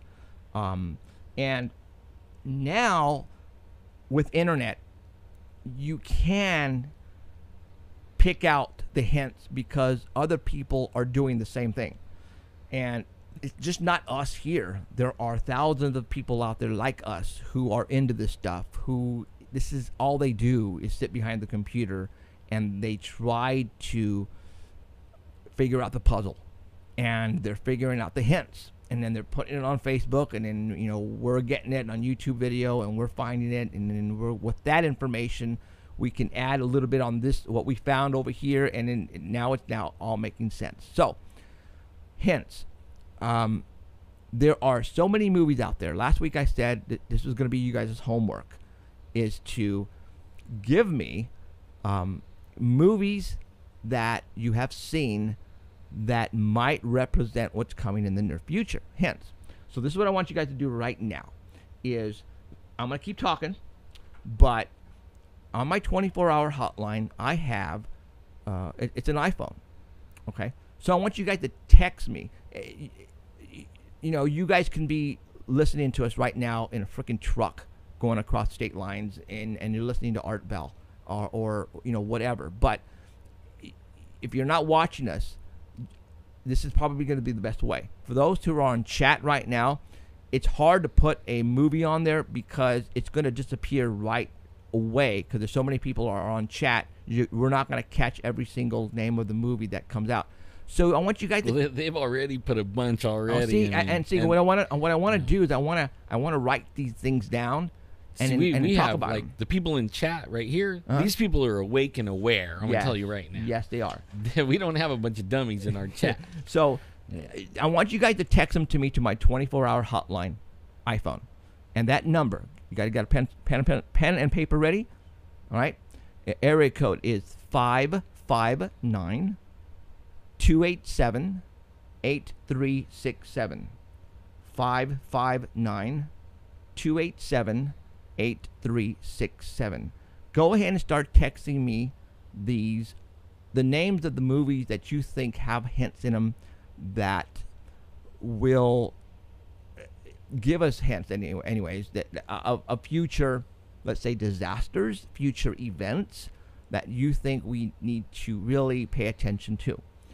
Again, the phone number is 559-287-8367. Go ahead and text them over to that phone number, and as they come up here, I will start writing them down, and we can talk about them as we continue talking about this particular subject. Now, hence, there are videos on YouTube all over the place about this particular subject. I can't. Now the date, I never caught this date by movies or anything like that. How I actually got it was I was looking up dreams and visions, because I've been having dreams and visions. So I'm looking up dreams and visions and trying to figure that out. And guess what dream and vision everybody's getting? A tsunami on September 23rd, right? And they're all saying the same date too. Water. Yeah, I mean everybody. I mean, it isn't just in one part of the world. This is like from everywhere. And I couldn't believe, I didn't even watch all the videos. It was like in the hundreds of thousands. It was ridiculous. Okay. And I was wondering, man, are they all watching the same movie or something? I mean, after I heard what Jeffrey brought up about the movies, that didn't even click for me until that time, when he said that. Right. All right, I'm trying to take this cover off this other phone because I'm going to use this phone to call Heidi in a little while. You know what, Heidi? If you're listening to us right now, is it cool if I call you at 7 o'clock instead? Because I want to keep on going with this particular subject. So I hope you are listening right now. We're going to call you at 7 o'clock because we're going to continue on with this subject. 8367. Say the number again. One more time. 287-8367. And the first one is just come in right now in the 704 area code. And I am going to write down the Age of Ultron, Swarms of Robots. Age of Ultron. Well, you know what? Okay, that's cool. Okay, so let me show you right now on the screen some snapshots that were taken from a video. And yeah, so like I said, I want to really just kind of blow you away, sort of kind of. Okay, here's knowing. Here is this one. It really doesn't show much, but I'm going to show you this one here. All right, this is from knowing. This is the number sequence that the little boy was writing. You see all these circles and the numbers that represent. You have 9, 22, 15 here. You have 9, 23. You have 9, 23 over here. You have 9, 22, 9, 22. And how old is this movie? Like, when was it made? Like a couple of years ago, 3 years ago or something, 4 years ago, I think. See, that blows me away that they could be that far out and be talking about a date. Well, okay. If you really want to go far out, let's talk about The Little Shop of Horrors. That's far out. And we're talking 1986, I believe. All right. So what I'm going to do right now is I'm going to show you at the very beginning of the movie, this comes up. On the 23rd day of the month of September, an early year of a decade, not too long before our own, the human race suddenly encountered a deadly threat to its very existence. Now I'm going to go to the next part. And this terrifying enemy surfaced, as such enemies often do, in the seemingly most innocent and unlikely of places. Okay, this showed up on the movie Little Shop of Horrors. Horrors. I can never say that. Okay, here comes some more. Yeah, there you go. You got the good one, area code 941. Another one was the Lone Gunman pilot episode predicting 9/11. Yes, I remember that. The X-Files run off of the Lone Gunman. They were in a freaking airplane, and they were talking about flying the airplane into the World Trade Centers. That I remember totally. Thank you very much for that one. And then another good one, and cheers from Holland. Just got a cheers from Holland. The Fifth Element. And now I've talked about this show on this movie on my on the show. The Fifth Element, you guys. Awesome show with Bruce Willis. Come on, if you guys haven't seen it, then you guys shouldn't even be watching the show right now. What are they trying to prevent happen in that movie? Is they're trying to prevent that black, evil-looking metal, evil metal-looking planet to pretty much hit Earth. The Death Star. And then right behind that planet are three large, let's just say, battleship, alien spacecraft that are coming behind this space. Now, I've heard of that in the back of this particular planet, Nibiru or Planet X or a meteor, there is, following it, large alien ships that are coming this way. Fifth Element pretty much talks about it. Now, what prevents that black planet from hitting us? Good. And they're talking religion, you guys. They're talking a Catholic priest in this movie, and they're talking the supreme being is the only thing that can prevent this black planet from hitting Earth. So take that as well as a hint. Okay, what just popped up on Google Sky? We're talking a large planet coming this way. So let's talk about. I'm going to give you some more hints on here real quick on the date itself. All right, I've showed you already. I have showed you already, knowing. Okay, now what I'm going to do right now is I'm going to show you this movie. It's called Seeking a Friend for the End of the World. Do you guys remember that movie? That's with the and I suck with names, guys, but it is the actor in The 40-Year-Old Virgin, the guy with the big nose, and the in the pretty much the first three episodes or the three movies of Pirates of the Caribbean, the female actor, the very skinny, petite accent. All right, now let me show you Seeking the Friend of the End of the World. What is this movie about? This is about a 70-mile long meteor that's coming to hit Earth. Steve Carell.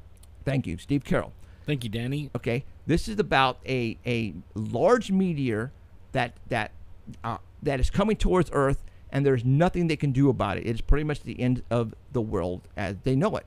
And it's about these two people. I guess they find each other. I haven't seen the movie, and they pretty much want to be friends before this all happens. Now, in the movie itself, I guess they get arrested.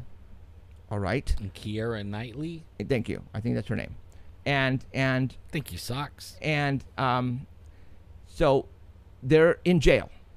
All right. They're in, and when you get put in jail or get arrested, I should say, you get up in front of the board and you put up this what do you call I don't know, the piece of when you get arrested, the slate or whatever, and your ID number as far as when you get arrested and all that. Okay, let me show you right now hers. Okay, and if you notice right here on the plate, you have some numbers. You have 423-21-1. 423 it adds up to 9, and then 21 and 1 adds up to 22. So you got the date 9/22. So you say, oh, okay, big deal, coincidence. Well, now let's get Steve Carell's. Oh no. he's up there. 423-21-29-23. All right, there you have it. And those are that's the same dates as the other movie we just showed you. Okay, so now you're probably going, oh, big deal, coincidence. Like I told you, man, there are no coincidences in what we talk about here. There isn't. And I think we just froze up again. No, we didn't. No, we're okay. No, we're still going. Okay, so let's go to let me show you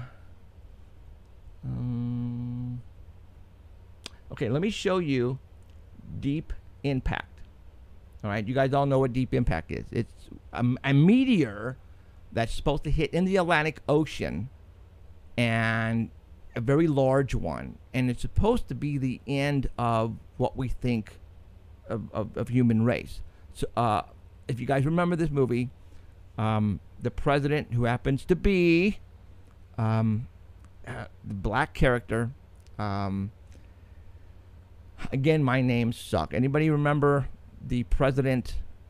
He's also plays in God, there's so many movies that he plays in. So anyways, it just so happens the actor who's acting as president is black, and just like we have Obama, who's the president at this time. And Deep Impact, the meteor, Morgan Freeman. Thank you. Like I said, even my wife knows. Spooner. Now, he comes out and makes an announcement stating that there's huge meteors coming and it's going to hit the Atlantic coast, and we don't know what's going to happen. But they have been preparing and building underground barracks and bases, and they have enough room for 1 million people. And how they're going to get these 1 million people is they're going to have a lotto. Okay, so each person is now assigned a number, and they're going to get picked numbers randomly, I guess, by computer, and that allows you to go into the bunkers for 2 years. All right, so let's go to Deep Impact.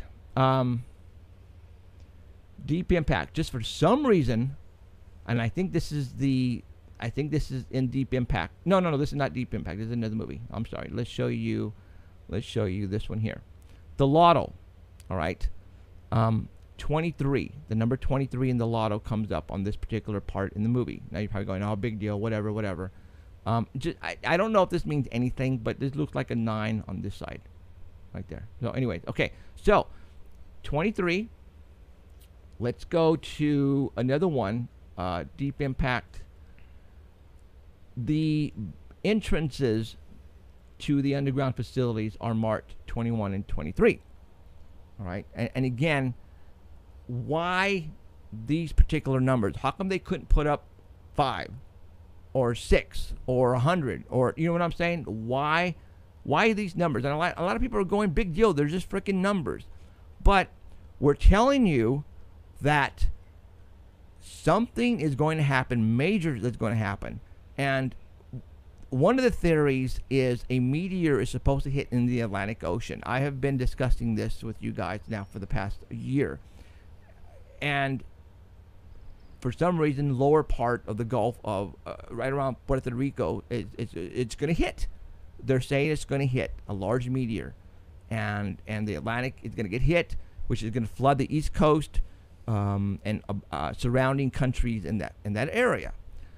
But here we're showing you movies that have to do with that type of disaster, and then these numbers are popping up all over the place. Okay, I'm just throwing them at you. You guys are probably thinking, oh, Jeff, you're thinking way too much into this. Well, why are these numbers keep popping up? I don't know. I'm just throwing them out there that you can look at them and make your own decision. Now, another one that's interesting is, you guys know the movie Ivan the Almighty. Again, another movie that has to do with Steve Carell in it. You guys all remember this one. He even mentioned, I remember hearing an interview on this particular movie, that this was a stupid movie. I don't know why I did it. Somebody chose me to do it, and I did it. And I'm embarrassed that I did this movie, because it was a very stupid movie, if you guys really think about it. I mean, come on, this guy, God tells him, And I didn't even think about this. Who is God in this movie? Morgan Freeman. Morgan Freeman. Again. All right. I don't. Yeah, that I just barely realized that. But he was playing God. Morgan Freeman was playing the president in the other movie. All right, let's continue. So Morgan Freeman is playing God, and Steve Carell is now part of this. God tells Steve Carell, you must make or build an ark and bring in all the animals and all, in this, I don't know what city it was. I think it was like Seattle or I don't know, Washington. And it was very just stupid movie, I think. Okay, whatever. So in the movie, there are reporters outside of the ark, and they are going live. And I would have the audio, but I'm just going to read it to you. Here is a snapshot. And this reporter is being stupid and funny. He goes, well, the final day is here, folks, and we're all still here. It's September the 22nd. And he goes, awkward. September 22nd. All right. The following day, it's when the dam breaks and all the water flows through, and that is September the 23rd. No lie, guys. I am not making this up. And that's actually what everyone's saying is going to happen, that meteor's going to hit, and there's going to be water, and it's going to be on the 23rd. Right. So the water, the date, and everything. So far, in this movie, whatever is the hints that I have been getting has to do with water. All right. Okay. Like the day after. What was that when you were telling me? The day after tomorrow? Yeah. Oh, we'll get into that because I want you to tell your theory on that one. Let's see. Yeah, my wife keeps sending me. What are you doing? Stop it. She's sending me some stupid stuff. Okay, so here we go. Ivan the Almighty. September the 22nd is the day where the ark is finished, and now everybody is waiting for something to happen, and nothing happens. But on September the 23rd, the dam breaks, and boom, there you go. All right? No lie. I'm not pulling your chain, guys. This is on the actual, this is in the movie. Okay, so let's continue on. What else have I got here? For some reason as well, and I only got one, there's another one in there, Tomorrowland. That just came out. All right? There are two number sequences in there, and here's one, 923. This is actually a countdown of some type, but for some reason, when the TV camera focuses on this counter, 923 is in the dead center. Can anybody tell me what date that is? That's September 23rd. Thank you very much. All right, and there is another one in that movie as well that shows that particular number sequence as well. Okay, so now let's continue on. There is a movie called 23, and Jim Carrey was in it. I never even knew this movie existed, but for some reason, 23, the movie is called 23, and in the movie, it's like almost the movie Knowing, but he's always, and again, I'm only going by what I saw in the trailer, the number sequences, for some reason, he's always coming up with the number 23, the number 23, the number 23. Well, in this movie, in one of the picture frames, he's looking at this clock, and I took a snapshot of this clock. Here is this clock. Okay. Big hand, little hand on 2, big hand on 3. Oh, the second hand's on 9. Dang. 923. You guys see that? I'm no lie. All right, I am not pulling your chain. This is in that movie, 923. And I think there's another couple of things in there as well, but I didn't have too much time to do this. All right, so this is all just a coincidence.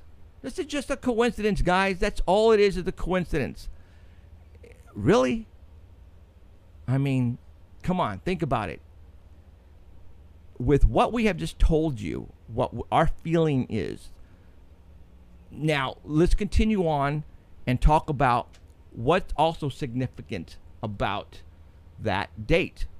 It is also, I think, a very religious date as well, Alan, and hopefully you can help me on that too. The Day of Atonement. What does that mean? That's where everybody is like forgive them for their sins. Okay. Something else is supposed to happen during that week. The last moon. Now, blood moon. It'll be the last blood moon. The last blood moon. Now, I'm referring this to Ellen because Ellen has read the Bible several times. And again, we talk about religion in this show, guys. So if you don't like it, you can go somewhere else. We've discussed this before, that we think the Bible is probably the most paranormal book ever written because a lot of the stuff in the Bible is happening to this day. And we're going to continue talking about it. Actually, all the stuff that we're talking about is the plan is the opposite plan, or like God made a plan and he's making it happen, and there's another force against that plan, and this is what we're seeing is his plan being taken in effect. Okay. So 9/23, the last blood moon. Now that's in the it isn't really in the Bible, but it talks about you'll know that you're in a certain time by the sun and the moon and the stars. There'll be signs in the heavens, right? In the sun, the moon, and the stars. Sun, moon, and the stars. Okay. So, and then you'll see like the sun will go dark, and the moon will turn to blood. Red. Uh-huh. Oh, you know what? Another movie I just remembered? You guys remember the Seventh Sign with Debbie Moore? The blood moon happening, and you guys remember that movie, right? For some reason, the blood moon just hit me. Have you ever seen that movie? I don't know if you have. But I seen one with like a dragon, and this one where this evil force was coming out on the blood moon. Okay. And it was the last blood moon, and they were in the good and the evil was battling. Oh my God! Now, in this video, it tells about these two movies, and what you're describing, I think, is that one movie, and I think it's coming out here pretty soon. Yeah, it's a new one. It's a new one. Oh crap! I should have got the name of the. I think somebody may have just given us that name. Is that the first name, you guys? Whoever sent me the text. Where'd it go? Crap. Oh, I gotta scroll. I'm sorry. It is. No, where did it go? Don't tell me it disappeared. If it's like no, here, Age of Ultron, Swarms of Robots. No, I don't think that was it. No. But I that movie you're talking about is in that video, it even shows the blood moon in the commercial. Oh my God! Okay, and that's coming out here pretty soon in theaters, or if not, released video. Okay, so see that one. In that one, I mean, I only saw the commercial, right? But only it goes along with CERN, the Hadron Collider, opening up the abyss. They're gonna, a Badion or Badinon. Okay, I forgot to show one picture. Let's go back to one more picture. We've talked about the Lego movie here before, and it's hints. And when I say hints in it, nothing about the end of the world or anything like that. It's just about people control. But and them all in their own little world, and everything's going wrong around them, but only they're all. It's awesome. There is a new game coming out from Lego, and it's called Dimensions, and it's going to be released September the 27th. The playing piece on here, and I'm circling it right now. At first, if you see the commercials, actually, if you go, they have the commercials on YouTube right now.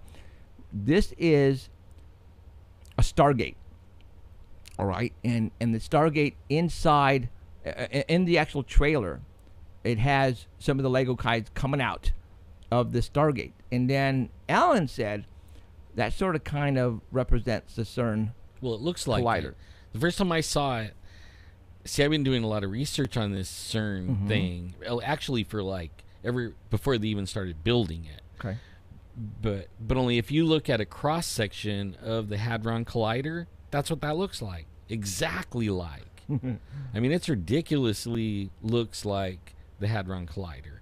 Now, the dates that I can't remember off the top of my head, but only they're starting that thing up on these certain dates to open.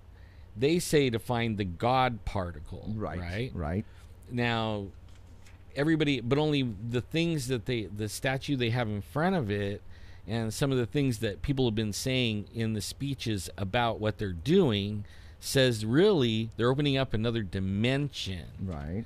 And they're going to let it's actually going to like fuse these two worlds together. You know what I mean? Like it's going to open a gate. So, you know, let's take that into consideration with what the Little Shop of Horrors saying. Evil is going to present itself. Right. What if the CERN opens up another portal and this evil comes in to our dimension where we can see them? People think that there are dimensions, other dimensions as we speak, and we just can't see them. Sometimes you see things in the corner of your eyes. Mm-hmm. Is it possible that's another dimension, just that you just happen to have caught it at the right moment of time to see something move? As far as we know, demons, aliens, whatever. Let's say the CERN does open up another portal, another dimension. All of a sudden, all this stuff comes out. Another movie is Contact with Jodie Foster. That whatever they built, it was a Stargate, a portal, right?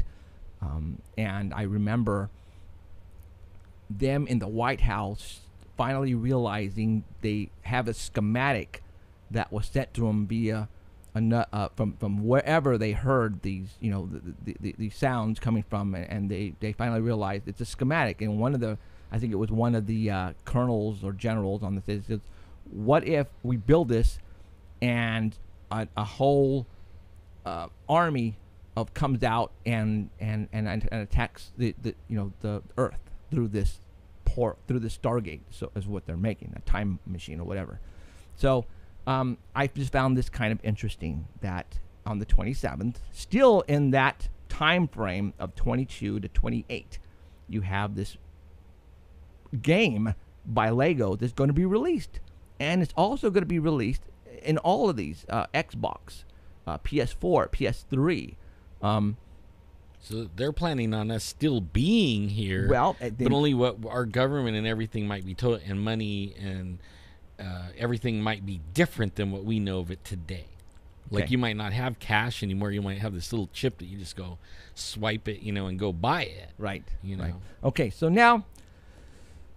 Okay, with all the stuff that I just told you, I showed you and talked about right now, and you guys are probably going, what? All the stuff that I just showed you right now, it's not made up. It's all in there. Okay, so for some reason, that week of September is going to be a very interesting week. Now, Alan came up with a theory before we started the show, and he told me this theory, and I said, interesting. I never thought of that. Well, let's figure out, okay, why is the military setting up in these certain locations? Now, I forgot to mention, and I mentioned this before, and this was actually in the media, that Cheyenne Mountain is where NORAD is, or used to be, in World War II, a certain area inside the mountain. They're starting to bring in equipment back into that mountain, and they're starting to just bring everything back in. Why would they do that? What kind of a concern do they have that they need to bring in high sophisticated electronic equipment back into that mountain? Because in World War II, the reason why they had it into that mountain is so that it would be protected from any type of electromagnetic interference. Example, EMP bomb, nuclear weapon. So that way their stuff wouldn't get fried. All right? Or coronal mass ejection. Solar flare. Yeah. Yes. Any type of high electronic interference would destroy all electronics on Earth and the grid itself. So anything inside that mountain they think would be protected, because I'm thinking inside that mountain is also encaged in high metal and steel that's going to prevent anything from entering or exiting. For example, if you guys remember the movie, oh my gosh, oh dang it, it's oh my gosh, it's one of my all-time favorite movies in the 80s. The kid breaks into NORAD and sets off War Games. Thank you. Oh, that was a good movie. Okay, War Games. Well, inside that mountain is supposed to be Cheyenne Mountain. That's where they filmed all that. They let them film all that in Cheyenne Mountain. Okay. Let me again. I got people sending me texts, and that's awesome. The colony with Lauren Fishburne.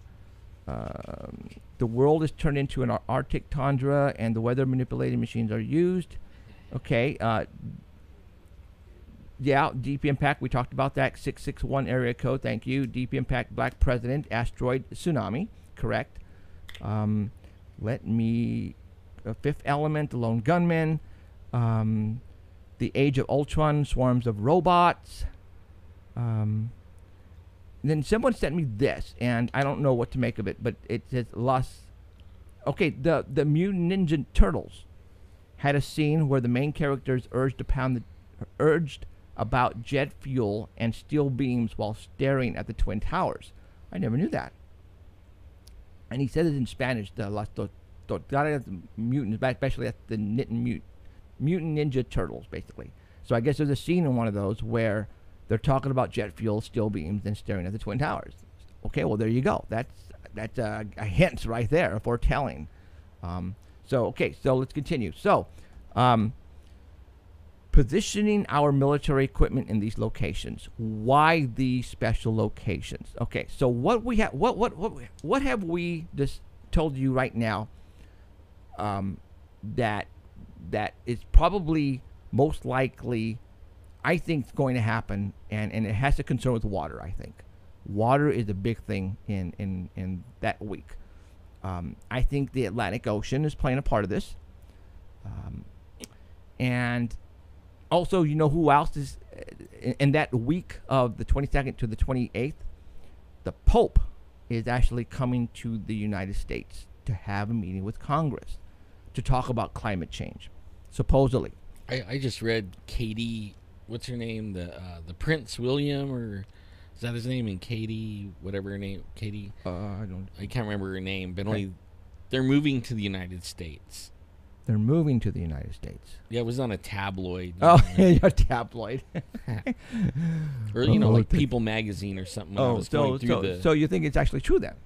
It might be, yeah. Ooh.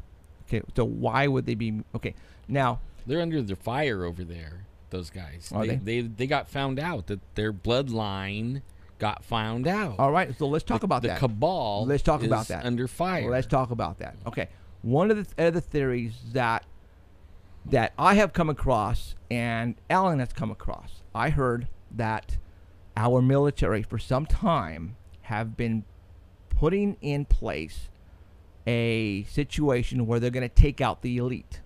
The NWO, the New World Order, the Cabal, the Bilderbergs, all the people who basically have us by the huevos and basically are not allowing us to do the will that we want because we're like the Lego movie. They are in control of everything that we do.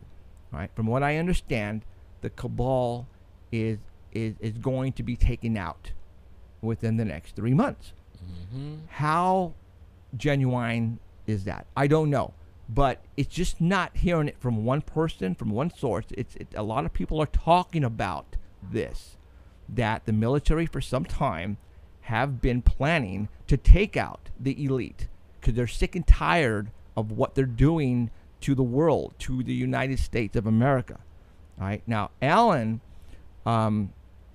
came up with another theory about the positioning of the military on certain locations. Explain that to everybody. Well, I was just looking at Jade Helm, right, and where they are. Why did they pick? For me, it was like, why did they pick the southern states? Like Texas and Arizona and California. They're all of them are bordering on Mexico. Okay. But only none of them, and so that was like the first clue to me was they're on a border, okay. And it didn't go to any states past Texas because their border is the ocean. So, that something wasn't going to come from there or go there, run away, to go there. And then the northern border was like left open too. It's like, why isn't, I mean, if they're protecting something to keep out, they would protect all the land borders, right? You would think they would be north, south, east, and west. Right. They would protect everything. Every border we have would be, have military on it. Okay. But for some reason, they only have the southern border. Okay. Okay. Now, from what I understand about Jade Helm, they're coming to, and I'm starting to hear this from people that are in the know, but I can't say their names or anything. But they tell me don't worry because they're actually going to protect us, right? They're not going to. There's going to be a war within the military. But anyways, when all this goes down and they start trying to put the chip in you, and they start trying to make the one world government and crash the economy, and we start seeing how bad it's going to get. Like, we can't get food. It's going to get really bad. You know what everybody's going to want to do? They're going to want to run. They're going to get out of here, right?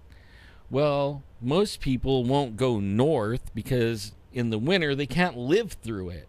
They're going to freeze, especially if you've been looking at the weather patterns for the last 2 years. It's been freezing down into the United States, right? Way down. I mean, it's big blobs coming down and now, like 50 below. When he right? said that, a movie instantly hit me. I've seen this movie before, The Day After Tomorrow, with here he goes, named again, but you guys know what I'm talking about. The Day After Tomorrow, where the climate change occurs and half the United States freezes and everybody's moving to the southern part of the United States and wants to get in to Mexico because that's where it's warmer, right? And so, Alan, that just hit me right off the bat, the Day After Tomorrow. So. Yeah, well, they're going to keep us from running away. We're going to be stuck here. And that's not a good thing. And now on the CERN thing, like that one movie that you were talking about, where the one I can't remember the one that describe it. It was the one that we posted on. You posted. Jupiter Ascending. Yeah, Jupiter Ascending. Again, like I'm looking at that, and I'm thinking about CERN, that they're talking about opening up this pit. I mean, they're using words that you read in the Bible, right? That's what tripped me out. I mean, the guys that are talking about using CERN they're saying they're going to open up these things that in Revelation says are going to be opened up. Okay, I mean, you could go read it for yourself. I mean, go check it out. That's the thing that amazes me is if everybody's so against the Bible and all this stuff, then how come all this stuff is talking about it? But they're not saying it's in the Bible, and they're not saying go look in the Bible. They're just talking about the terms that are written about in there, and they're talking about it as real, like this is what they're doing right now, right? Right. So that movie, they were after everybody's essence, okay? But in reality, they're after your soul. And everybody knows that because we just talked about it. Katy Perry, all these people, Right. They signed away their soul, and they're not owned. They don't own their self anymore. Right. Right? They something else owns them. Right. Now, I remember in the Jupiter Ascending, the movie is when they were discussing that one of the ladies was going, well, how do you get the souls? And it's like, it's not every single soul that they can get, only certain souls. So that right there tells me that the souls that they have are the souls that signed on the contract. Yeah, they don't got to worry about those. And there's the soul that they're snagging, so the elite, the bad people can survive another 1,000 years looking young. Right. Holy crap, I never even thought about it. Okay, let's stop right there. Well, that's one of the things about the chip. Okay. And a lot of people don't know this, but everybody knows about the chip. Yes. Everybody knows, Obama, and everybody says by I remember the chip. 2016. In high school, people were talking about the chip. Yeah. Only they don't know what the chip is going to do. Right. they do know that you won't be able to buy or sell without it. It'll have your history on it. It'll have medical. It'll have all that stuff. But there's one more thing about the chip that's just coming to light.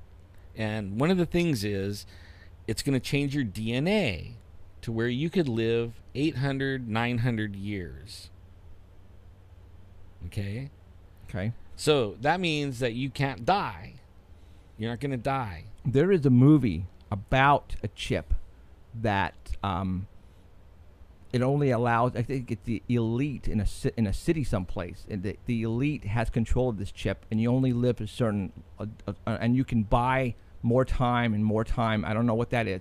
So somebody remember, see if you can look up that movie, text it to me. Right now, we're going to stop where we're at and take a couple of seconds, not a couple of seconds, but we're going to let you have let all this information sink in, and we're going to get a hold of Heidi, and we're going to talk about really quick crop circles. And it's not going to take that long, and then we're going to come back. And I hope Heidi got my last message. And so we're going to call Heidi, and we're going to talk about some crop circles.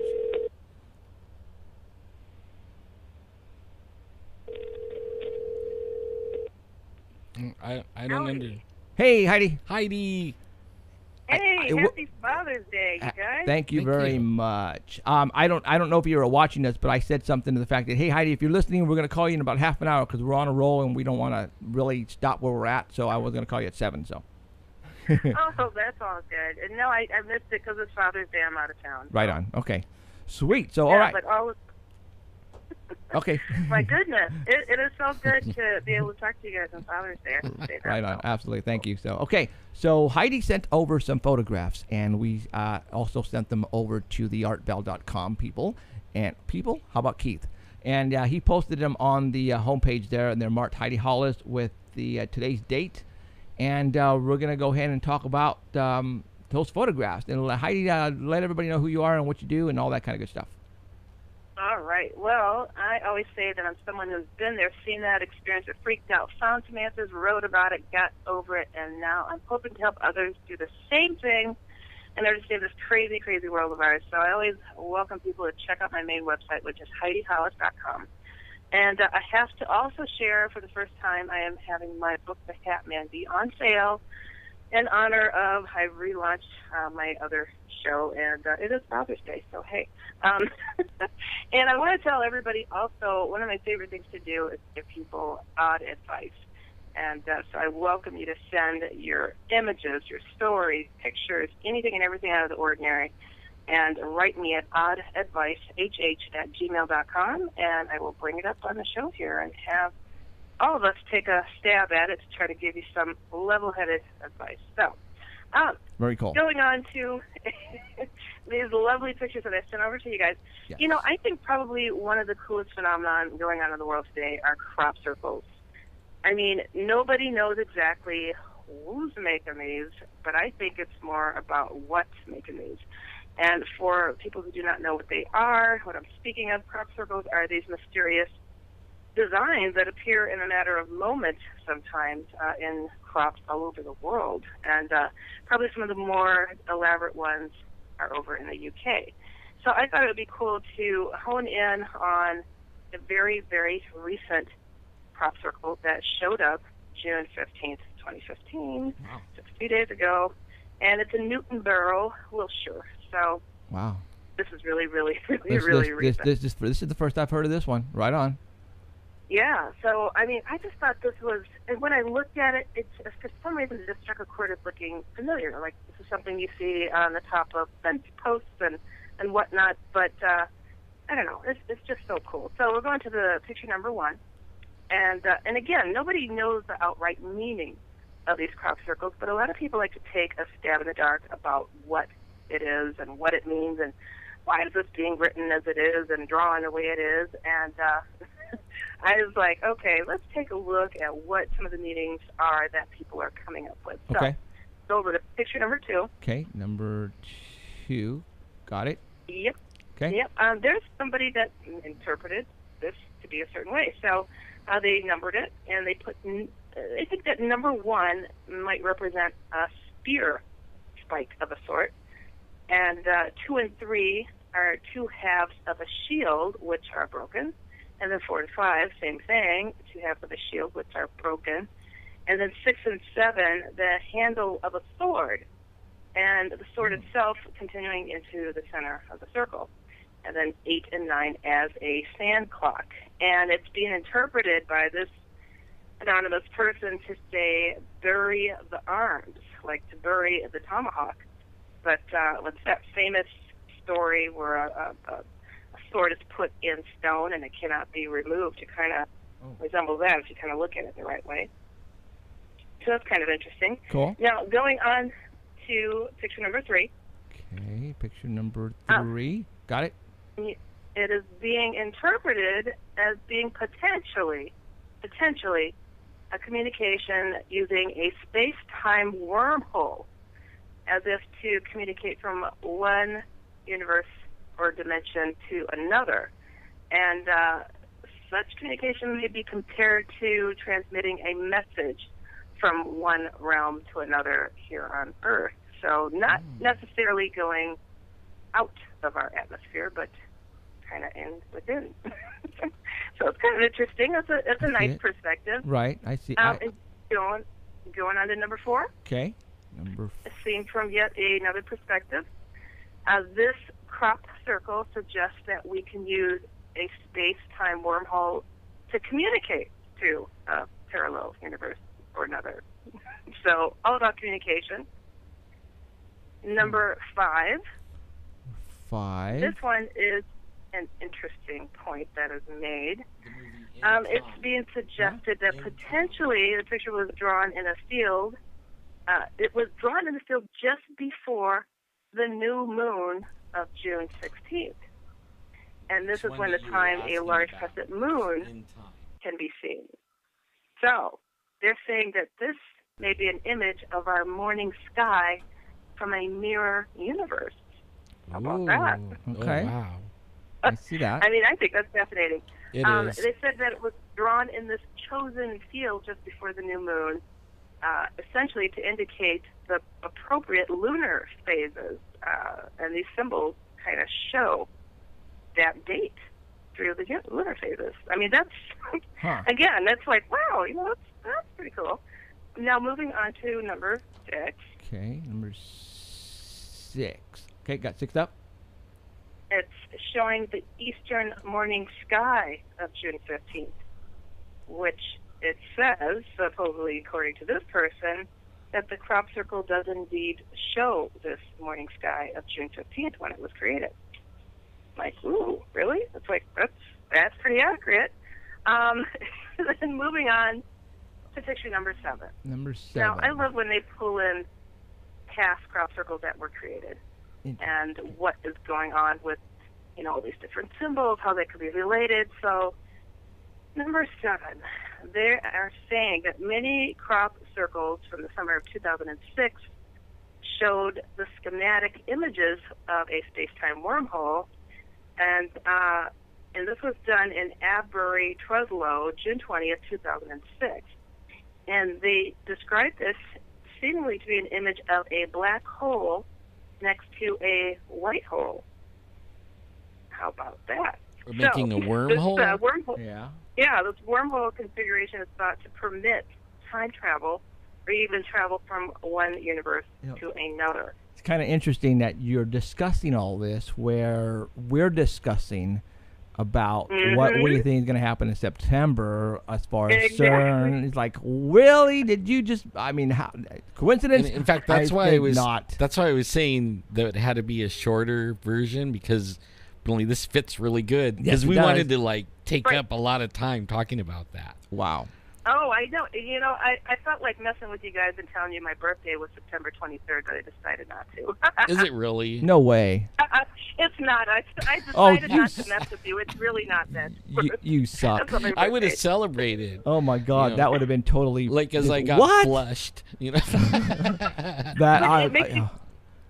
But what about the people whose birthday is on that date? Are they sitting there going, oh, crap? Oh, yeah. Double O crap. Oh, that. Listening to this. You actually got me on that September 23rd. I was going to go, oh, that was awesome. Oh, okay, hold on.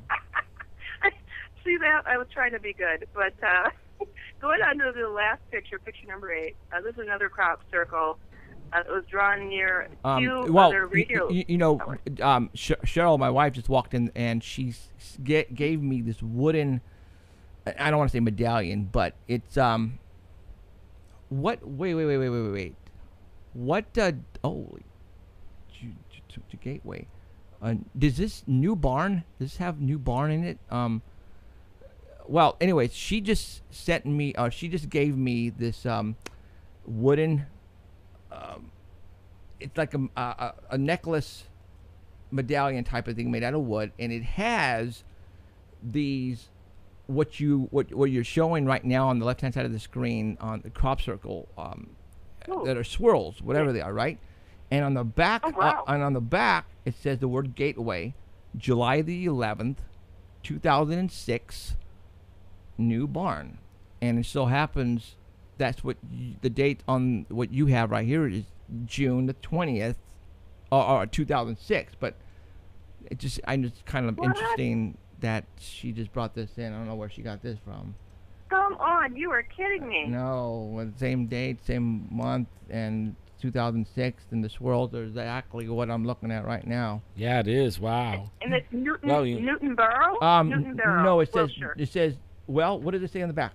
It's new barn. Gateway July 11th, 2006, new barn. But only it's showing your crop circle pretty much. And I'm thinking what this is. Why don't you go to the camera? And I'm thinking what this is another crop circle that occurred, and on here is the exact date and everything else on it. So, hold on, I'll turn on the light. Yeah, there it is. Okay, so he's putting it right there. He's gonna move it in closer. He's moving it in closer, but there is a wooden. It's actually it's carved in it, and she ordered it from somebody. I don't remember where, but on the back, and I don't know if you're gonna see it. Yeah, you can see it. Hold on, a little closer. Gateway, July 2006. New barn, July 11th. So, whatever new barn is, there you go. We saw it right there. Okay, we got it. That is just. Is that a coincidence? I think that is freaky. That is weird. Freaky, dude. I'm serious. That is awesome. Okay. She ran in here from the other room. And look. That is just weird. Good catch. All right. We're on the same wavelength, so I'm here in Chicago. Yeah, we are. Wow. Okay, so let's go back. That was crazy. Wow. So, okay. Yeah. All right. Picture number 8, last picture. Okay, last picture. This is another crop circle that was drawn near two other radio towers in 2003. Now, the one that I'm talking about from a few days ago was also created near two radio towers, cell towers. Okay.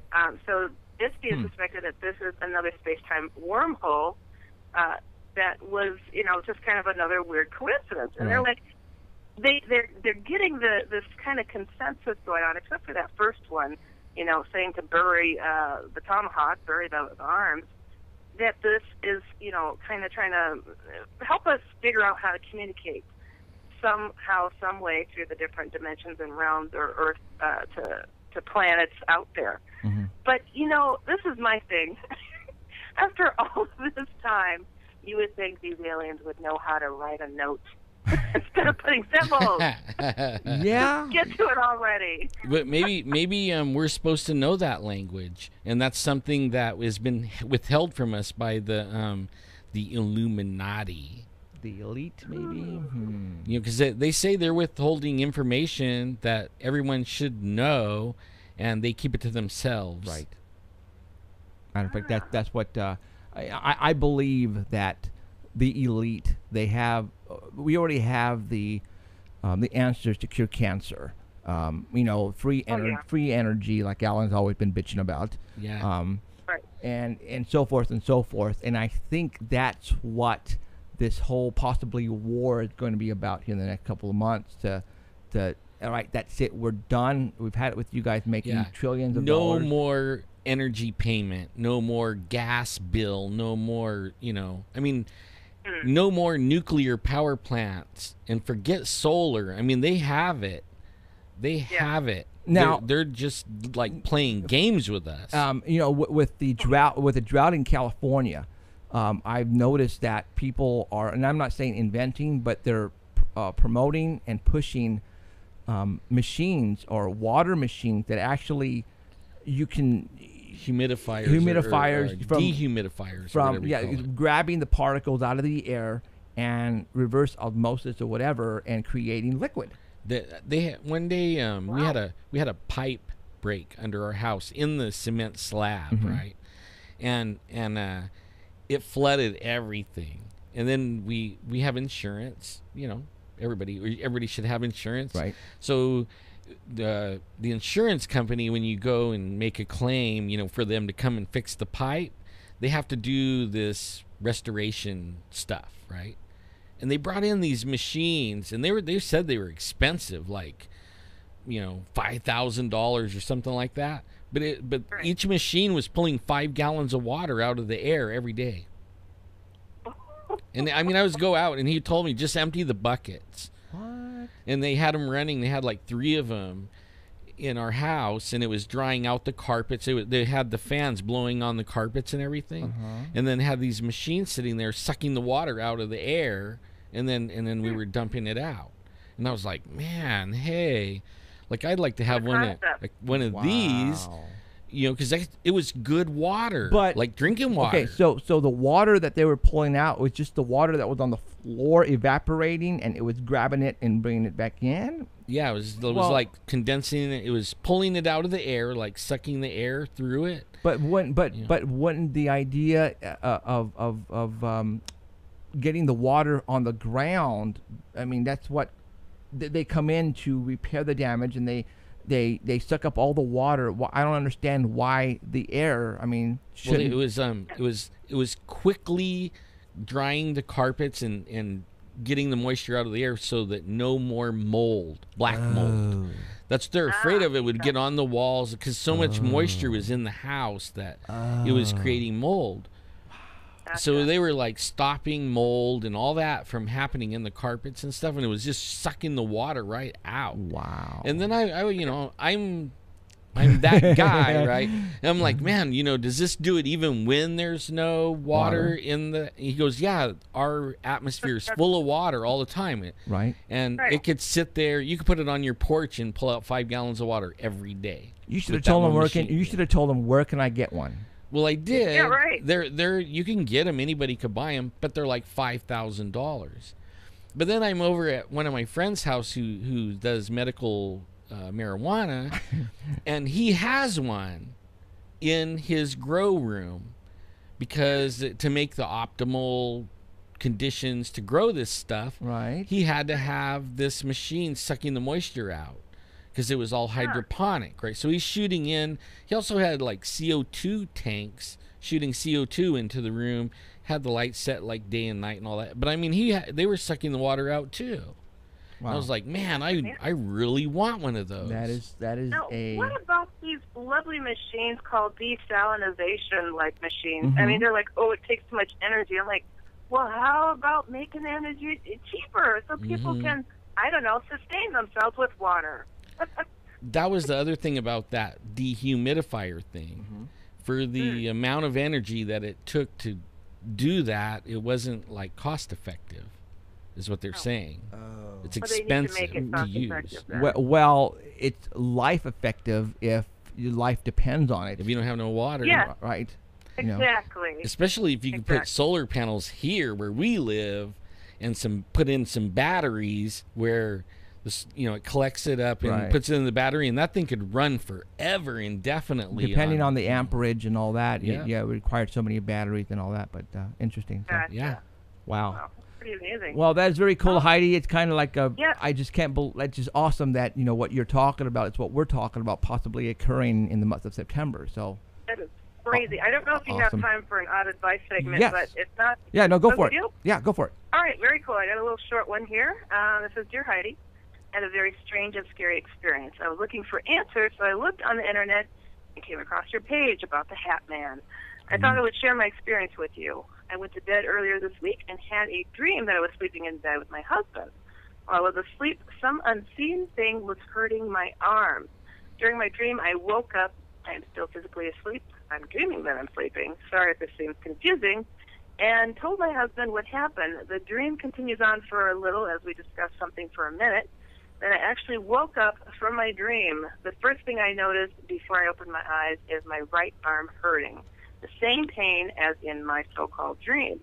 When I opened my eyes, I looked to the right. There was a man wearing a hat standing right beside me. I could only see the black outline of him, but he was standing within arm's reach of me. I looked at him for a moment, blinked my eyes, then he was gone. Over the years, I've had a few experiences seeing ghosts, shadow people, and whatever they are, but none have ever been so close to me. The scary thing is, because of the dream I had and the pain in my arm when I woke up, I'm pretty sure that this hat man somehow hurt me. I've read a few experiences online, but nothing of him ever hurting someone. Thanks for listening. You know, it's funny because it isn't that common, but he often does reach out and touch people, and sometimes, he does hurt people. So that's actually not something that I'm thinking is a huge, huge rarity, but it's more concerning when something can reach out and touch you because, hello, they're in your personal space, and it's time to create a boundary and to kick his black hat itself out. that's my advice. It's like he's gotten too close. You've seen other things. You've seen ghosts, shadow people, and whatnot. It's evil. It's not welcome. Get to blessing your home. Put your ethereal foot down and then his backside and send anything and everything on their way. But, yeah, he does hurt people. And he chokes, he smacks, he throws, he grabs, he bruises. Yeah, and so it does scratches. happen. And he scares crap out of people. Mm-hmm. Wow. All right. Well, if you have any problem, make sure you contact Heidi. Give your website one more time. Indeed. Go to Heidi Hollis, HeidiHollis.com. And remember, the Hat Man book is for the first time on sale. It's $5.99 ebook. So go there, go to Amazon. It's there as an ebook. And feel free to write me with your stories at oddadvicehh@gmail.com. I look forward to hearing from you guys. Right on. All right. Thank you, Cool. Heidi. Where are you at? Are you visiting some family right now, or? I sure am. I'm over in Wisconsin where my parents are hanging out here. Right on. Come up from Chicago, so it's awesome. So you guys, I hope you had an awesome Father's Day. Thank you very much. So you went from cold to colder. Well, it's actually very hot and steamy. Oh. We get hot weather. Right on. Okay, thank you, Heidi. Yes, you guys take it easy. All right, Bye, we'll talk to you next week. All right, Okay, bye-bye. see ya. That would be it right there. Okay, right on. All right, 'cause that was just like, what a trip. That was a trip. You guys have to understand, we don't talk to Heidi before on giving her any hints of what we're going to be talking about at all. And she just put this up there, and it so happens that we're talking about CERN and other dimensions, and there you go. It's that synchronicity that we were talking about earlier. Yes. We're running into people, then they think they're here for a reason. Yes. Or if they don't think they're here for a reason, these certain people are coming. They're like getting together with the same deal going. You know what I mean? Right. Like the same kind of thing. Absolutely, and we're running into those people all the time. So okay, while Heidi was giving us the report, some names of movies came in, and when I was discussing the last was with the chip in your body and you only had a certain amount of time to live. It's called In Time, and that had Justin Timberlake in it. And for those who have seen that, you guys know exactly what I'm talking about. Another movie that I've seen actually about 2 or 3 times, only because it's like way up there and weird, but Interstellar. And that is with Matthew McConaughey with the other dimensions in our world. And if you guys haven't seen Interstellar, go see that movie. It's already on video, so go get that video and watch Interstellar. And the other one that I completely spaced out that I actually have Blu-ray of, and I watch it whenever I can because it's just one of those movies that is just totally awesome. Stargate. All right, with Kurt Russell. The Stargate. I mean, the title of that pretty much says it all. Okay, that movie Stargate is about archaeology back in Egypt, I think, discovering a Stargate. And to this day, you know, they're still trying to figure it out, and they figure out how to open it, and they go through time, and they go to another world in the galaxy someplace, and they figure out that what put them on Earth was an alien, and it so happens that the ship is a pyramid-sized ship, triangle. So, you know, does that mean anything? No, it doesn't. But it adds to what we talk about here. You know, we talk about all those things, and Stargate is right up there in one of those movies that I consider one of my favorites. And it just if you haven't seen it, go see it with The Fifth Element. Okay, so all right, so let's continue on. Alan was talking about the positions of the military and where they're setting up shop, basically. And is there a reason why they are choosing these locations? And you're stating that maybe they are blocking from people leaving the states going through the southern border. So that never even crossed my mind, because with all of the other information that I've been getting, I was wondering, okay, why Texas? They are setting up shop in southern part of San Diego, I think, as well, if I'm not mistaken. But they're also setting up shop in Utah, which is not even anywhere close to. But I think that's a staging area. It's like centrally located for all the border ones down there. Okay. See, if it, they have to have some place to stage. So, with that in mind, let's talk about the Walmarts then. All right. These Walmarts that are, and you guys, we've talked about the 5 Walmarts that they said had plumbing issues and had to pretty much fire everybody and move everybody around. One in Los Angeles, one, God, I forgot where all these were at. I don't know where they are. Yeah, I really didn't pay attention. Yeah, I to either. the But Walmart. but it was just weird that they would do these to these Walmarts, and now these Walmarts. To me, the only thing about the Walmart is, going along with all this stuff, Walmart is the main driving force on the chip.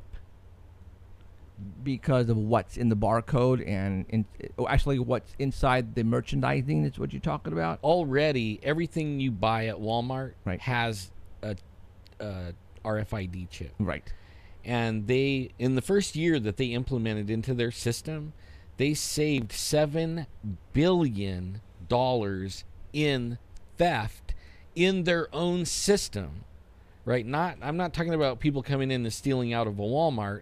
I'm talking about in their own distribution system, they were able to stop $7 billion in theft. So right away, that they're like, you know what? This is the greatest thing since sliced bread. And they're the driving force to put the chip in everything, even us. And then when you look at the people that own Walmart, they're the elite. Well, yeah. And they're some of the maybe possibly bloodline. Okay. All right. We're going to continue on with this, but I'm going to make a quick announcement that's probably going to be throwing everybody for a loop right now. As you guys all know, that Art Bell is coming back July the 20th, which is right around the corner. Can't wait. And things have to be moved around at the Dark Matter Network to make everything flow correctly as far as other shows and places to be placed and all that kind of stuff. Well, we've been asked to move up an hour in our time slot.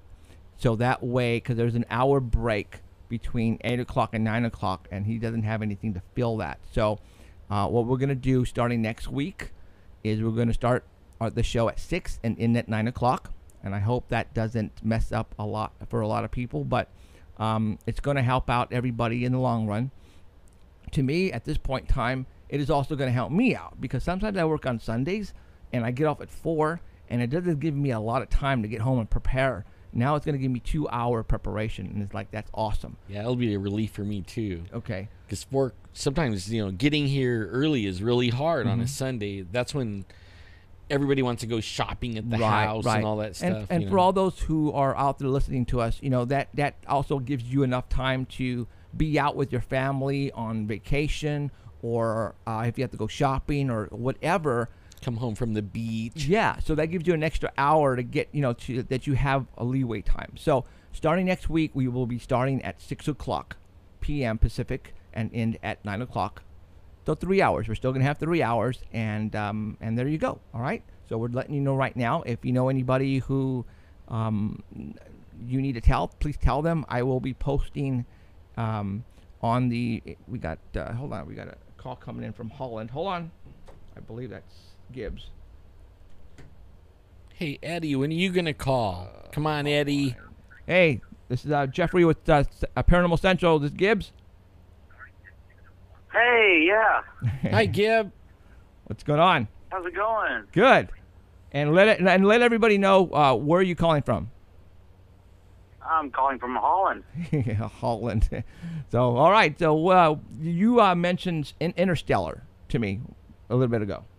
Yeah, I really liked that movie. I thought it was really good. Yeah, right on. So, yeah, that is a good movie about other dimensions, and that definitely, lies right in there in what we're talking about tonight. So yeah. The fifth dimension, that was really cool at the end. It was really mind blowing, the effects they had at the end of the movie. Total mind blowing.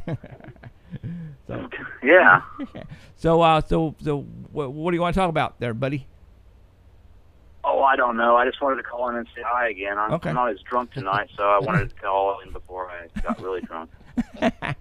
Well, okay. Well, hey, say hi and have a drink for me. Hey, I have a question. I have a question.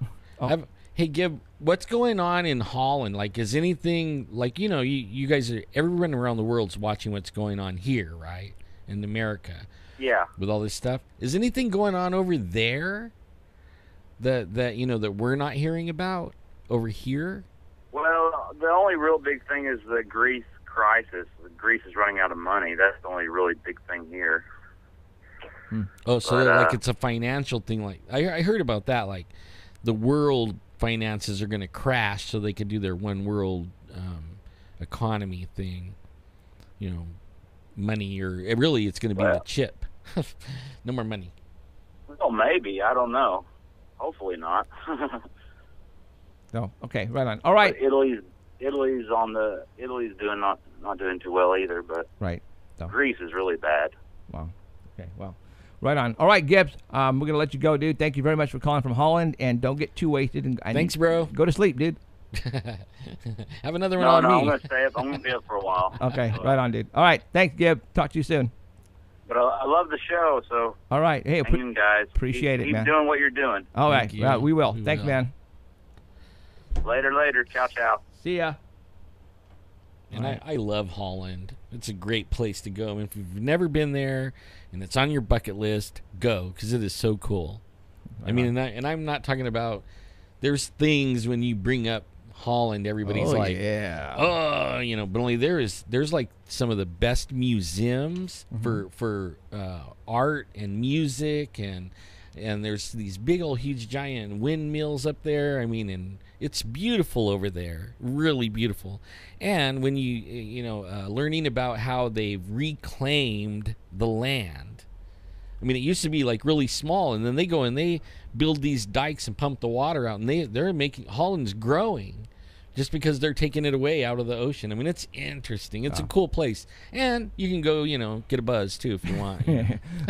Hey, Eddie, were you planning on calling in? I think you were going to give us our 2 cents on the dates. He says he knows the day, and I'm waiting for him to call. I would have thought it's September the 23rd, but I don't know if maybe we talked about that day already. But Eddie from LA, if you want to call in and talk with us, you can. If anybody wants to call in and give us your 2 cents, we have about 25 minutes left for the show, so we're going to go ahead and take some callers. If you want to call in and talk about what we've been talking about, if you have there he is. He says, yeah. All right. Okay, call in, Call man. in, Eddie. 559-287-8367. 287-8367. Nobody else called right now. Eddie's going to call from L.A.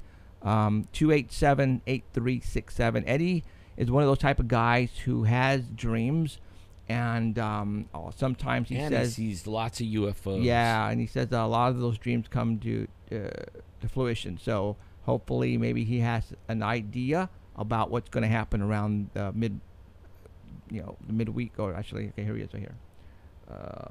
Hopefully that's him. Yep, it is. Hey, Eddie, you there, Eddie? Hey, how's it going? Can you hear me? Yeah, we can hear you. How's it going, man? Long time no see. How's it going? Congratulations. He's actually married. He got married a couple weeks ago. Wow. Yeah, thanks. Yeah, thanks. Wow. Finally found the one. Finally found the right one. The one that can handle you, huh? Yeah, one that can handle it. Anna's right here. Say hi, Anna. Hi. Hey, how's it going, Anna? Happy Father's Day, by the way. Yes. Oh, thanks. So, Yeah, thanks. Yeah, my kids are here too. We're just hanging out. right on. Playing video games. But Yep. yeah, I do have information to share, just like you mentioned, Jeff. Okay.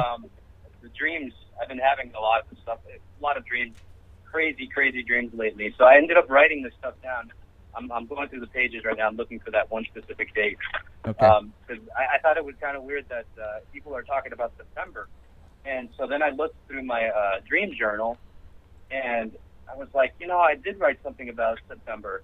And so, hold on, that was May 29th is when I wrote it down. Wow. All right, this is what I wrote down. And some of it doesn't make sense because, like I said, when I wake up in the morning, this is a dream journal, so I write it down as soon as I wake up. All right, this is what I wrote down. I wrote, an establishment might make peace on September 14th. Everything will be made clear. And then I went on to write, ET presence will make itself public. I will see it in the clouds. I will see. I don't know why I wrote it that way. It doesn't make sense. I don't know. I said that. I will find someone who will give me more information, the information that I need to decipher the messages I've been getting. And you know how you guys mentioned flood? I also wrote down a flood is coming, and the dead will rise. And what I saw in the dream, and the reason why I wrote the dead will rise is because what I was seeing with this flood was basically just digging up the water somehow was getting these caskets out of their graves, and it was just a bunch of. All right, stop. Whoa. Stop right there. Actually, that's been happening. That's been happening in Texas. Yeah. The floods of the waters have been, the caskets are actually coming out of the ground and floating away. Yep. When did that happen? That happened about 2 weeks ago. I've seen photographs. As a matter of fact, yeah, 2 or 3 weeks ago. So that was 2 weeks ago. So then, yeah, I mean, but I wrote down. I wrote this down the 29th of May. Okay. So that kind of makes sense. Yeah, I mean, when you say the dead will rise, well, that's not the dead will rise, but when you mentioned the caskets and all that right away, I mean, I had it actually. I think I posted. Well, I they're posted rising above 6 feet. Okay, now since you mentioned the dead will rise, in the movies that I've been looking into. A lot of it, like for example, Ghostbusters. Hold on, I wrote some of these down. Hold on here. Hold on. Ghostbusters. There were some other ones that I wrote down where it actually says, the one you talked about, Alan, about the blood moon and the evil that you just saw the trailer of. Oh yeah. The dragon and stuff. I don't know what the name of that is. But that has the same, like what he's saying, that the dead is going to rise, basically. Right. The evil will rise. Well, I got that also, not as much as all the other stuff we've been talking about, but I did get some hints about the dead rising, and I didn't bring it up because there weren't that many. But since Eddie said something about it, I'm throwing it out there that there is. He said something else too about they're going to make peace. Is that what Yeah, an establishment will make peace, and that's what I was actually repeating as I woke up. I repeated that over and over again so that I wouldn't forget it, and that's the first thing that I wrote. Okay, and also you mentioned ET is going to make itself present. Will make itself present in the clouds. I will see it in the clouds. Or them in the clouds. False flag. And the clouds. It's about what I was telling you about. What's that? Go ahead. The dragon thing.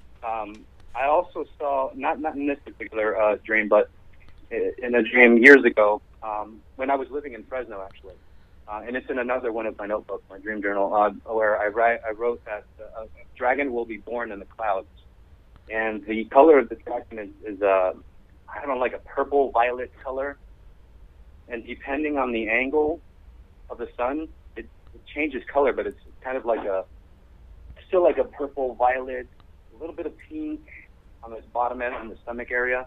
But it's a dragon with no wings. It's like the Asian dragon. Like a serpent.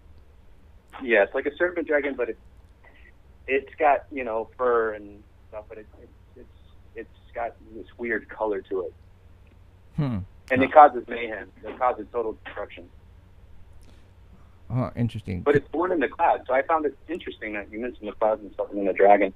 Yeah, it's born. There's an egg, and so in the dream, what I see is there's this egg floating in the sky, something in the shape of an egg, but the egg also has this weird design on the shell, which kind of mimics the look of a snail, the shell of the snail. But it's an egg, and so it floats around in the sky, and everybody sees it. Nobody knows what it is. And then finally, the egg hatches, and the dragon comes out.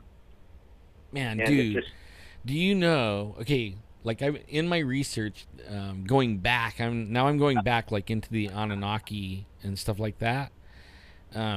They had eggs, like in the Greek, I think it was the Greek mythology. The egg came down, and that's how the gods, the Greek gods, were born. They born out of eggs. And interesting. Yeah, and what's really interesting, like when you're putting it with the serpent, the egg with the serpent. The whole fight over this whole thing is over the seed of, and it's against the serpent. The serpent is the actual ruler of this dark cabal, whatever you want to call it, this battle. And it comes from, and it all came from an egg. And this is going, I mean, if you go, you could research that, and you'll see eggs. They're all over the world. Right. And some of them have like a staff with the little snake going around it, a serpent. Yeah. Okay. I know which one you're referring to. I know what you're talking about too. Okay. Wow. All right. Well, I wrote down September 15th. And 14th. 14th. Okay. Oh, 14th. All right. Interesting. All right. Well, hey, keep us informed. If you have any other dreams, make sure you let me know. All right. Yeah, I've got a bunch, but since time is limited today. I can share them some other time. We'll have to do a dream show. Oh, there you go. One day. There you go. Because I have a few too, and I need to get a journal and start writing them down. I mean, I had a weird one. I don't have, those type of dreams. Neither did I, but lately I had one where I was in Cuba and trying to save the people in Cuba. What? Let's talk about that. I'll let you go, Eddie, so we can talk about his dream right now. Okay? Thanks. Cool. All right. All right. Thanks, Eddie. Talk to you guys. All right. Later, Eddie. Good hearing from you, man. See ya. Yeah, Thank you. Thanks. All right. See ya. Yep. Okay. All right. So you were telling me this dream before we went on the air about Cuba. Go ahead. Spit it out. Yeah. Well, I was in Cuba, and I was trying to warn the people that Cuba was going to get wiped out, and the only they couldn't escape. They're on an island. They couldn't get away from the disaster that was happening, and all they had to do was accept Jesus. And that would escape them out of the whole battle. You know what I mean? Like, they would win. They would be on the winning side. And I woke up all tripping, kind of like sweaty. It was weird. Okay. Yeah. And isn't that right where the comet's supposed to land over there somewhere? Well, the Atlantic Ocean, yeah. Yeah, that's in that area, right, for sure. So, and when people have dreams, and I'm not saying this is happening to you, but we talk about the most obscure stuff here, the weird stuff, and it's just like if you're watching a scary movie and you go to bed, you might dream about scary movies. So, with all the research, and I'm not saying that no, it could be. It's just that you and I, we're putting so much information into our brains. Overload. We go to bed and we're still dreaming and thinking about all that stuff. Sometimes the answer comes in a dream. Yes, yes, it does. That's why it's good to write it down. Then you can go, no, no. And you know what? I just don't get those dreams at all. I don't know. I used to dream a lot, but nothing to, nothing on how what we're talking about. Right. At all.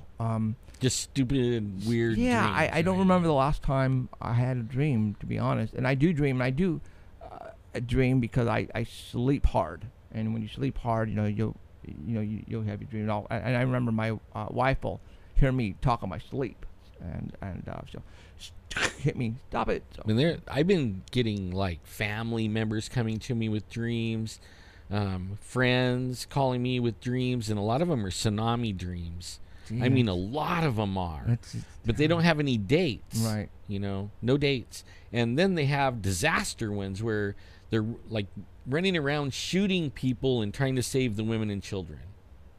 So, I mean, it sounds disconnected, but only if the border's locked off and you're trying to escape, and so who would you be shooting to save the women and children? You know what I mean? I mean, I wouldn't even think of it, but only more than 10 people has told me that type of dream. Where it was shoot on site. Everyone, they didn't ask questions. They didn't say, halt, who goes there? It was like, boom, and get the women and children to safety. And that's how they told the dream. And they were crawling through alleys and everything. I mean, it was weird. But they all said the same dream. And when you hear that like 10 times over like 6 months. So you're saying that the women and children are not dying? They're being taken by military or something. And they're being rounded up. Right. And the ones that are shooting everybody are trying to get to them before they're rounded up, and then they're taken to a safe place.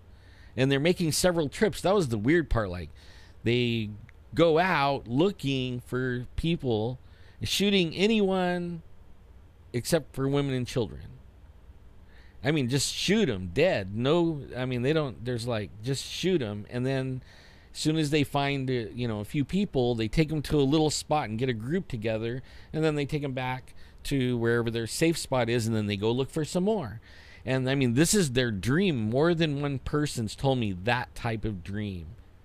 And they said things are burning and cars are flipped over, and it sounded like a movie to me, but I don't. Right. I mean, it sounded like a movie. I am trying to visually see that in my head and trying to come up with a conclusion of what the military is. I don't know. I that one, I couldn't tell you. And I'm pretty good at coming up with scenarios, and if you give me a scenario, I can sometimes come up with a solution or what it's. But anyways, that one's a hard one for me. So, all right. So we got about 12 minutes left. Anybody else want to call in really quick at the area code 559-287-8367. The last four numbers represent the letters UFOS. That is also my 24-hour hotline. That's the number that, if right now, I think if you just Google paranormal hotline, I'm pretty sure my number comes up. Because that's what people are doing all over the United States. People are having problems with, demons. Mostly demons and evil spirits and Ouija boards and all this kind of stuff. And they're just typing in paranormal hotline, and our number comes up, and they call me, and I hey, hello, this is so and so, and they freak out because they think they're talking to an answering machine. Eventually, one of these days, I think once we get to that point, I'm probably going to have to hire somebody to answer these calls, or it's probably going to go straight to a machine or whatever. But for right now, I'm answering the phones myself because that's just the kind of person I am. But please. I don't mind you during the day. If it's not like real life-threatening, don't call it 3 a.m. Central California time. And a lot of times, all these calls I'll see because they come up on caller ID. I'll be on the East Coast, and I am going to sleep like about 11:30 because I have to get up early to go to work. And these people are calling from 2 o'clock, 3 o'clock in the morning on the East Coast. Dude, what are you guys doing up? You guys should be asleep. But it's like. Over there, it's like 6 or 7 in the morning. No. They're 3 hours ahead of us. Yeah, true. So maybe they're up early and calling me, and and they think you're up. Maybe you're basically. Well, maybe they think that it's not a real person, and that's why they're calling it. So hours. But anyways, so what I'm trying to say is that unless it's the motherships are landing, and you don't know what to do, and you want to call me to let me know, then you go wake my ass out of bed at 2:00 in the morning. Go ahead. But if it's something where I can help you with as far as a haunting or how to get rid of evil in your home, then wait during the daytime and then call me then. All right, I would really see. Now, a lot of people don't know this, but these people have been calling, and they're far, states away, and Jeffrey's been helping them. I have. I mean. Way over, they're far away, 2,500 miles, 1,500 miles, whatever, and he's helping them get rid of evil, and they're not calling back because they dealt with it. We need to explain to people what we are talking about here, because I'm not a priest, I'm not a pastor, I'm not a profession in exorcism or anything like that. It just so happens that by saying certain words, you can get rid of evil, because it's the will of you have that will, you have that choice, like we've discussed before. You have the will, the power to do anything you want. It's just that you have to know how to do it, how to say it correctly. And by saying certain words to get rid of this evil, you will get rid of it. I guarantee you, because all the people so far that I've helped over the telephone via East Coast to West Coast, I will tell them to do exactly what I've been told by Alan, because I've seen Alan do it, and I tell them to do it, and they do it. Matter of fact, I was talking on the phone from Virginia, and he was having some stuff going on in his apartment, and it was pretty mellow at the time he was talking to me, and I was starting to tell him exactly what to do, and all of a sudden he said things started to pick up in the room. He said he started seeing shadows, drawers were starting to open, and he was getting scared that, we're pissing them off, because I was going, they know exactly who you're talking to and how I'm going to tell you to get rid of these things, and they're trying to deter you from continue talking to me, and I know exactly what's happening. So, this guy was scared to the point he was almost crying, and I gave him the instructions. He said it right there over the phone, loud as can be. I could hear it. And he said it over and over and over with his voice cracking, almost starting to cry. And everything stopped. And he said, Jeff, everything stopped. What do you mean? He goes, they're not doing it anymore. And I went, yes. And he says, the feeling now I have in the room is I can breathe better. Yep. He goes, the tension is not there anymore. And you can tell that when his voice started to crack and he almost started to cry, it's like the world was lifted off of his shoulders. I can breathe. And I could tell in his voice that it worked. And he started to do it again, because he goes, oh my God. He goes, he's not a religious person. He didn't go to church. He didn't, none of that. But I told him, you have to believe in what you're doing. You have to believe. And I could tell the way he was throwing out the words that I instructed him to say, that he was being meaningful. It was confidence, forceful to get rid of these things. And you guys, I'm not, a religious, I believe in God. I believe in Jesus. Trust me on that. But, for me to tell somebody how to get rid of this evil, and then it works, man, it feels so good. We're doing that here on a constant basis. Since we've been talking about religion and evil and how to get rid of it in the past 2 years, I've probably told 15, 20 people how to do it. And every single time it has worked. It always works. Okay, now, if you don't believe in religion, that's fine. But how in the hell is this working if there is not good and evil in our world? And there is. So it works, guys. All right? And I don't know what else to tell you, but it works.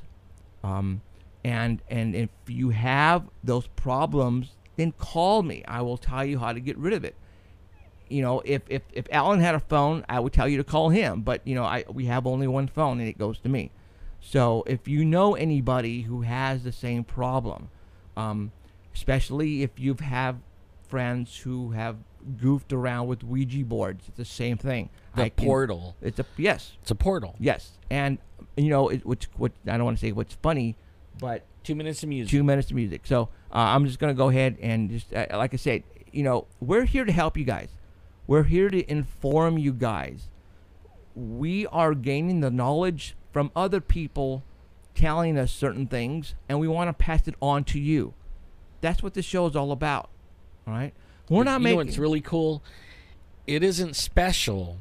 It isn't something everybody thinks that, you know, oh man, you got to be special to have this. Nope, everybody has it. It's not special. You have the will, like Jupiter ascending, like we've been talking about. They're giving us the will, the power to be what we want to be, not to be. It's weird how it's. I don't know how to explain it, you guys. I really don't. But the higher power, the law of the universe, and that's it. I just can't believe I'm just saying that. You know, that's total, you know, science fiction. Yep. That is total science fiction. But the law of the universe is saying that you have the will, the power to get rid of this evil, to do anything you want. And you know what TV and movies are doing? They're making it make you believe that power is more powerful than you, and it's out to get you and eat you, and you can't do nothing about it. Right. But we're telling you, you can. Okay. So take it for what it's worth. Music. And that's it. So thank you guys for showing up tonight. I hope you guys enjoyed it. I had a blast. I hope you learned something. And remember, next week we'll be on at 6 o'clock p.m., 1 hour ahead, 1 hour forward. So let everybody know. Thank you for joining us. My name is Jeffrey Gonzalez, Alan Thomas, Emerald, Danny, Father's and Heidi. Day. Love Have you a guys. Good day. You have been listening to Paranormal Central with Jeffrey Gonzalez and Alan Thomas. Broadcasting worldwide at ParanormalCentral.net and on ArtBell.com. Stay tuned for next time. Remember to keep your eyes to the skies. And we hope you witness something you cannot explain.